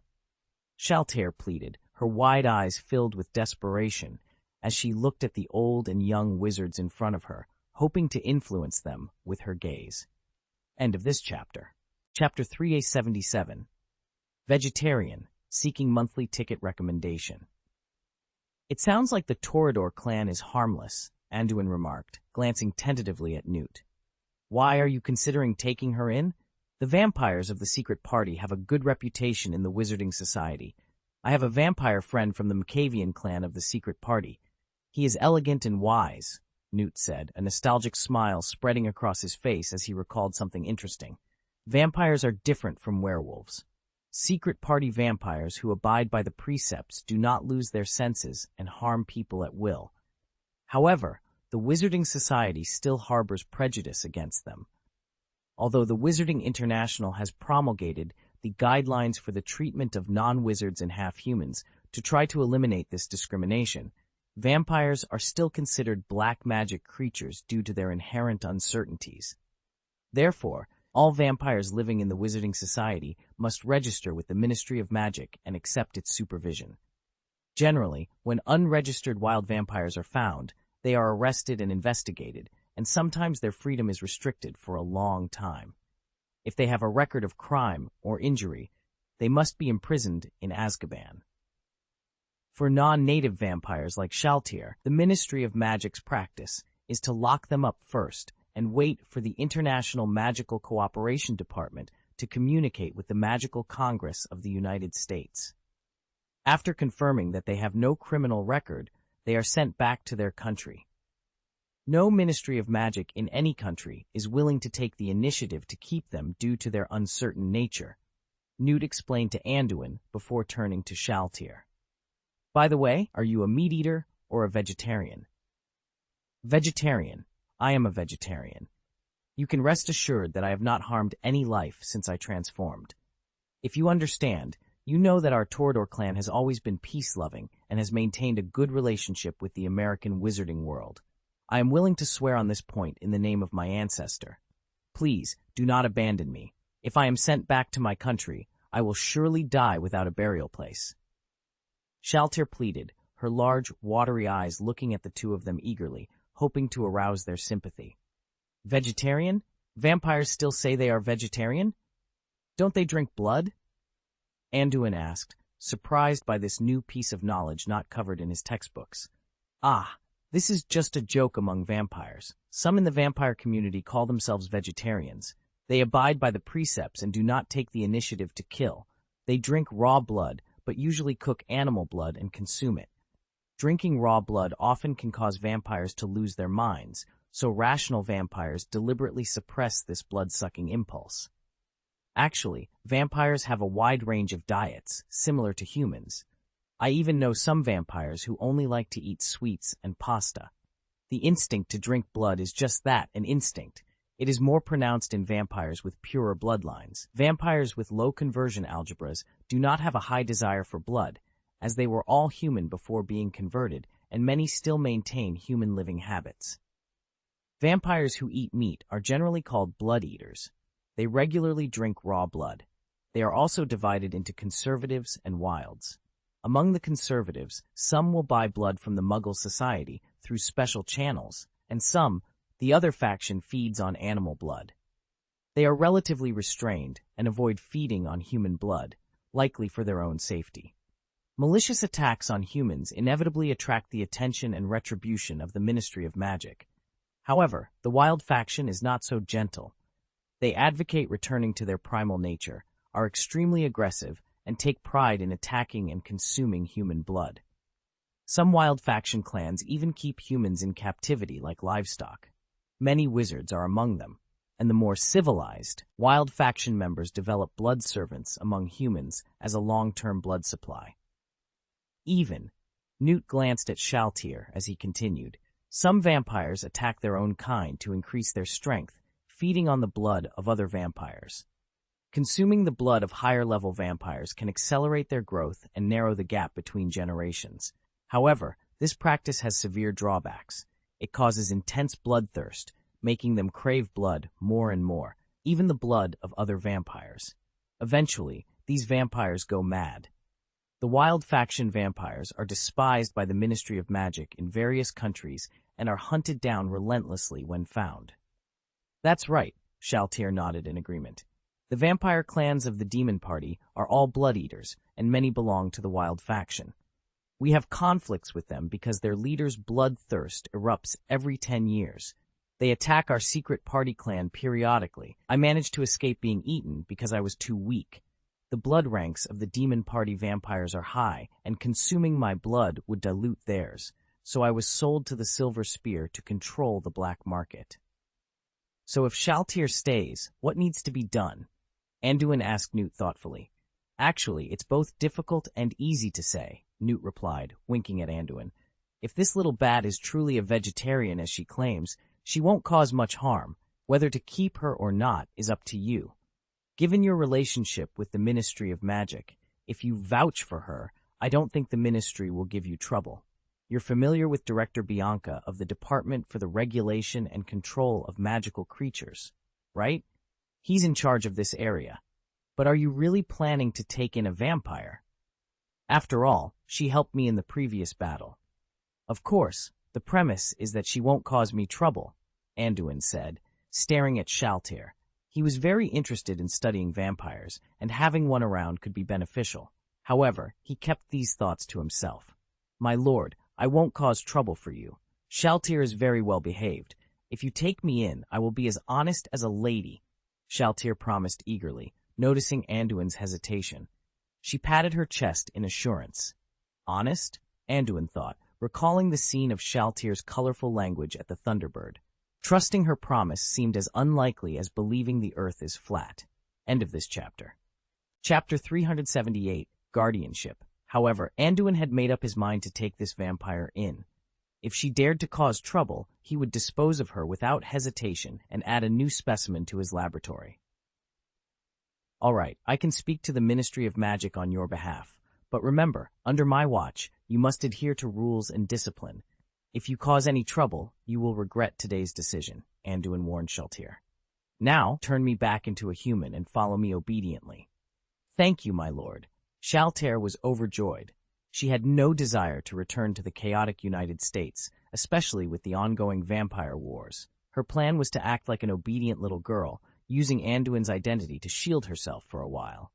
As for rules and discipline, she had no intention of following them. The Toreador clan, after all, was known as wandering artists. Once the heat died down, she would be free again. Shaltir accepted Anduin's request with a smile and attempted to transform. However, she blushed and couldn't muster any magic power. She looked at Anduin with a bitter expression. I'm sorry, my lord. I was starved by those smugglers for several days and have no magic power left. Hearing this, Anduin took out a bottle of vitality tonic and poured it down her throat. They waited until they were near the crime scene on the coast before Shaltir finally transformed back into her human form. Once she returned to her little girl appearance, she immediately moved to Anduin's side, acting like a well-behaved little sister. Take this, Anduin said, handing her a metal bracelet with a flat expression. What is this? Shaltir asked, taking the bracelet curiously. She frowned at the ugly piece of jewelry. My lord, this thing is too ugly. It looks like an unprocessed, semi-finished product. Stop talking nonsense, Anduin snapped, though he couldn't help but glance at the bracelet. Were his creations really that ugly? They were simple and practical, after all. Vivienne had the same annoying opinion. Shaltir, intimidated by Anduin's glare, put the bracelet on her hand. To her surprise, it immediately deformed and fit her arm perfectly. She looked at Anduin, puzzled. This bracelet allows me to find you at any time. Since you want me to take you in, you have to be obedient. After all, it hasn't been confirmed that you have no criminal record, Anduin said coldly. The bracelet had energy absorption and electric shock effects, but he didn't want to frighten the vampire girl just yet. Shaltir's face fell. Would she be monitored everywhere she went? And the bracelet was so ugly. But she had no choice. She was dependent on Anduin now. He was strict and gave her no leeway. As Shaltir was feeling down, an acquaintance appeared. You vampire! I didn't expect you to deceive me. Surrender now. Mavis approached angrily, wand in hand. Sister Aurora, listen to my explanation, Shaltir stammered. She hadn't expected to run into Mavis, whom she had previously tricked, as soon as she followed Anduin back to the crime scene. She wore an embarrassed expression, unsure of what to do next. Shaltir nervously hid behind Anduin. Listen to your explanation? What else is there to explain? Cheating public officials and evading arrest? I must put you in Azkaban. Mavis declared, rushing forward to grab Shaltir by the neck. With his other hand, he took out a pair of magic handcuffs, ready to restrain her. As soon as Shaltir was restrained, she immediately resorted to her usual crying act, looking at Anduin with pleading eyes. "My lord, help me! Didn't you agree to take care of me? I don't want to go to jail. Oh, woe is me," she wailed. Anduin glanced at her, exasperated. "Is this what you meant when you said you ran out on your own?" He actually wanted Mavis to teach her a good lesson, but he had promised Shaltir earlier. "Mavis, let her go first. I'll explain everything to you later. She's under my guardianship now and won't cause any harm," Anduin said helplessly. "Are you sure? Listen to me first. This Irel used my sympathy to slip away before." "Don't be fooled by her," Mavis warned, thinking Shaltir was using her usual tricks on Anduin as well. "Don't worry. If I say she is harmless now, she is harmless. Even if she isn't, I will make sure she becomes harmless. As for her offense to you, she will find a way to repay it later," Anduin replied with a slight smile, casting a cold glance at Shaltir. Shaltir, feeling the chill from Anduin's emotionless words, immediately regretted her actions. She realized she might have just escaped one trap only to fall into another. Seeing Anduin's expression, Mavis believed him. After all, Anduin had proven reliable during their previous battle. Reluctantly, he let go of Shaltir. "By the way," Anduin whispered to Mavis, "I didn't tell anyone about taking you to find these smugglers or about my knowledge of lightning magic. There are reasons this information must remain confidential." Captain Moody emphasized the importance of secrecy before we came. "Our aurors at the scene will remain silent until the report is submitted. As for your use of lightning magic, we haven't had time to discuss it with others because we've been too busy," Mavis replied truthfully. Then, as if realizing something, she raised her brows. "Your lightning magic? Could it be?" "Yes, I was the one who acted at Scamander's house.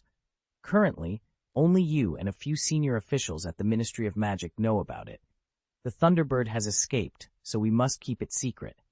You understand the reason," Anduin explained. After constant observation, he knew Mavis was trustworthy, so he didn't hide much from her. The main reason for his caution was the potential presence of spies within the Ministry of Magic. Anduin always preferred to act cautiously. End of this chapter. Chapter 379, Counting the Harvests. "I see," Mavis said, immediately understanding that Anduin was referring to the spy. She nodded in agreement and quickly turned to inform the rest of the team. With some free time on his hands, Anduin finally had the opportunity to observe the on-site counting work of the Ministry of Magic.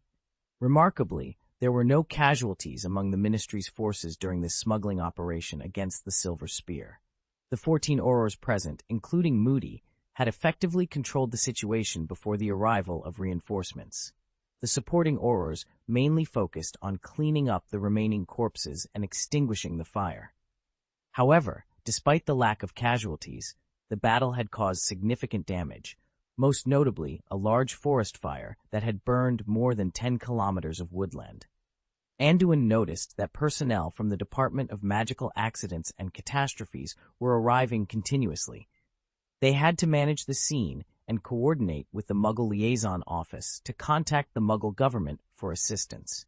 They would likely have to concoct another excuse to explain the incident to the Muggle world.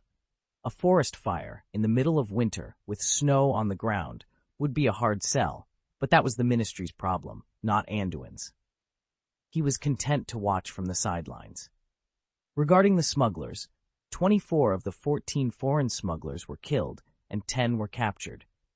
Most of the survivors had been stunned by the Auror's surprise attack at the beginning of the battle and had managed to avoid the Inferi. Even so, a few unconscious smugglers were accidentally killed by the Inferi during the fight, leaving only 3 who surrendered and survived. These individuals were now chained with magical handcuffs, squatting aside for inspection. The Ministry of Magic needed to ensure they weren't carrying dangerous items, curses, or viruses, and some of the injured required treatment. 2 Silver Spear personnel had died, and the rest had fled. The Ministry confiscated a pair of faceless masks, an aspen wand, and an alchemical tool capable of summoning Inferi. Anduin was particularly interested in this item and planned to ask the Ministry if he could study it. Additionally, the olive-shaped diving boat carried by the horse-shaped water monster was captured and was currently being inspected by a team of aurors. After accounting for the wounded and prisoners, Anduin, the Scamanders, and a group of ministry personnel turned their attention to the seized smuggled goods. Since they had been preoccupied with the battle and its aftermath, the cages containing magical animals were still quietly placed on the giant flying carpet, covered with a tight, waterproof cloth. All wizards, prepare stun spells and barrier spells. Be careful of magical animals escaping, and beware of accidents, Bianca commanded from the forefront, ensuring everyone was in position. Once satisfied, he signaled to the staff of the Department for the Regulation and Control of Magical Creatures. Okay, take off the tarpaulin.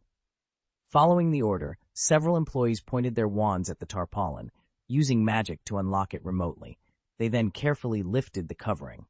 Their caution was warranted. In previous cases, they had encountered various unexpected dangers, including curses, magical traps, and even physical booby traps. The cages or coverings were not just for show, they were an anti-theft measure prepared by smugglers. However, these methods sometimes inadvertently harmed aurors. In addition to being wary of traps, one had to be cautious of certain magical animals. Even when confined in cages, some magical creatures remained highly dangerous. Smugglers often used cages that could be opened and closed remotely. After being captured by aurors, they would release the magical animals and then recapture them using pre-made marks. This tactic not only reduced criminal evidence, but also mitigated their crimes. In short, criminals would go to any lengths to protect their interests. Therefore, handling stolen goods required extreme caution. Despite the precautions, there were no accidents when the tarpaulin was lifted, perhaps because the smugglers believed their operation was foolproof. However, everyone, including Anduin, couldn't help but widen their eyes at the sight of the magical animals in the cages. The scene was too spectacular, and the variety of magical creatures dazzled them. The first things they noticed were several small and medium-sized cages arranged on the outermost side. Except for one small cage containing Shaltir, which was empty, the other cages were filled to the brim. In one of the small cages, 7 Wanyan birds were crammed together. These small blue birds, speckled with spots, could mimic all the sounds they had ever heard. At that moment, they were all huddled together, looking dejected. In the 4 medium-sized cages, the slightly larger one contained 4 rune horses, curled up and looking miserable. These flying horses had lost many of their wings and feathers. In a neighboring medium-sized cage, there were 2 venomous leopards. The smugglers were audacious enough to mix these high-risk creatures with other magical animals. Despite the leopards being stunned and under the bubblehead curse, their breath was still extremely poisonous. A single mistake could endanger the magical animals nearby. Another medium-sized iron cage housed a 3-headed dog, also stunned by the smugglers. In the last medium-sized cage, there were several long-horned water snakes. These snakes were so large and clustered together that it was impossible to count them at first glance. This species, unique to the United States, had gemstones on their foreheads, which were said to grant invisibility and the ability to fly. Due to these attributes, they had been hunted extensively, making them an extremely rare and endangered species. It was a mystery where the smugglers had obtained so many. However, the animals in the giant cage were even more astonishing. The first thing that caught their eye was an adult griffin. Its appearance was just like the mythical creature, but in a worse state. If the rune horses looked like roosters that had lost their feathers, this griffin resembled a peacock stripped of its plumage. End of this chapter. Chapter 380, Thunderbird. In addition to the griffin, another magical creature in a giant iron cage nearby was equally eye-catching. It was an adult Australian opal-eyed dragon. Its body was covered with pearly scales, and its shiny, colorful eyes lacked pupils. However, this white dragon, which was originally quite beautiful, was now covered in scars, and its mouth was tightly bound by a magical chain. At this moment, it was curled up, staring viciously at the surrounding crowd. But among these imprisoned magical animals, the most striking was the last creature in the giant iron cage, a thunderbird.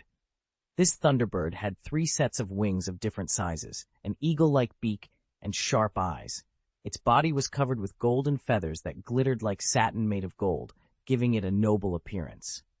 However, the Thunderbird was also covered in wounds, and many feathers had fallen off its back and wings.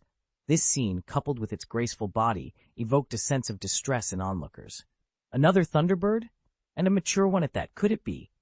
Moody, standing next to Anduin, couldn't hide the shock in his eyes after seeing the Thunderbird and muttered to himself. Another one? What do you mean? Anduin asked, glancing curiously at Moody. Had Moody seen other Thunderbirds before? Well, Moody noticed Anduin's doubts and glanced around cautiously before speaking.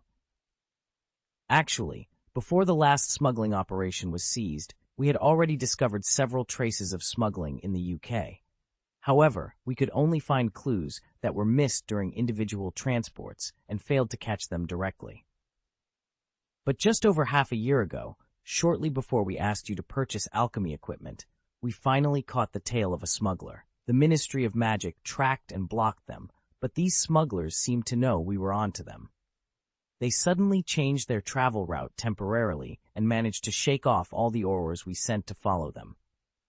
Although that operation failed, we confirmed that the cargo being transferred was a Thunderbird.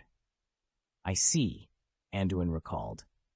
When they were demonstrating to the Ministry of Magic and testing the tracking glasses, the few golden bird feathers they took out were indeed very similar to the feathers of the Thunderbird in front of them.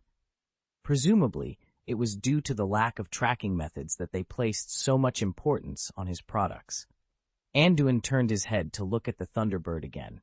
It always gave him a different feeling, an inexplicable sense of closeness, as if the creature was a long-lost relative. At the same time, after the tarpaulin was uncovered, the Thunderbird locked its eyes on Anduin. It showed a puzzled look until it glanced at Anduin's waist, confirming that its feelings were not misplaced. Then its eyes suddenly changed, and it gave an excited cry. The Thunderbird struggled in the cage to stand upright, but due to the restraint of the iron cage and its injuries, it let out a cry of pain. This pain seemed to make the Thunderbird even more uneasy and excited. It struggled and twisted more violently, continuously screaming and even hitting the cage with its seriously injured body, causing bursts of electric arcs to appear on its body. What's going on? Why did this Thunderbird suddenly go berserk? Hurry up and find a way to stabilize it. Otherwise, it will be troublesome if it breaks free from the cage or wakes up the two poisonous leopards, Bianca exclaimed, turning pale with fright as she noticed the Thunderbird's inexplicable riot. The magical animals were all crowded together, and if the Thunderbird's loss of control caused a chain reaction, it would be troublesome. Wait a minute! Just as the surrounding Aurors were about to aim at the out-of-control Thunderbird, a deep voice suddenly rang out. Everyone turned to find that it was Newt who had spoken. If anyone else had done this, the Aurors would have likely ignored them or even held them accountable for causing trouble.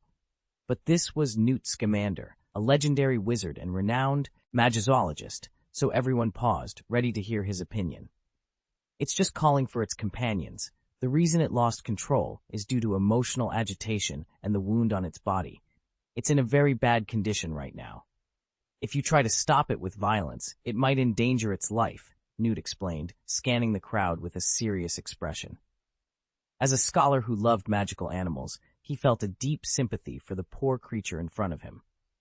Newt then turned to Anduin with a hesitant expression. Anduin, although I don't know why, it seems to be calling you.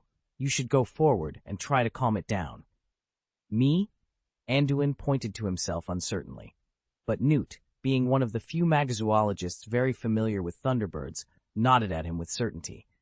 Unable to refuse Newt's signal, Anduin walked forward under everyone's watchful eyes and approached the cage where the Thunderbird was imprisoned. The surrounding Aurors were incredulous. Most of them saw Anduin as merely an equipment supplier and were unaware of why he was even there.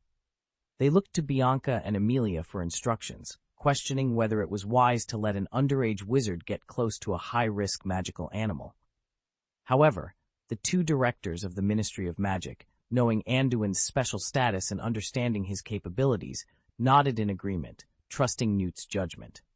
As Anduin approached, the Thunderbird in the cage stopped thrashing and turned to stare at him, letting out a loud cry. Anduin finally confirmed that his earlier feelings were correct.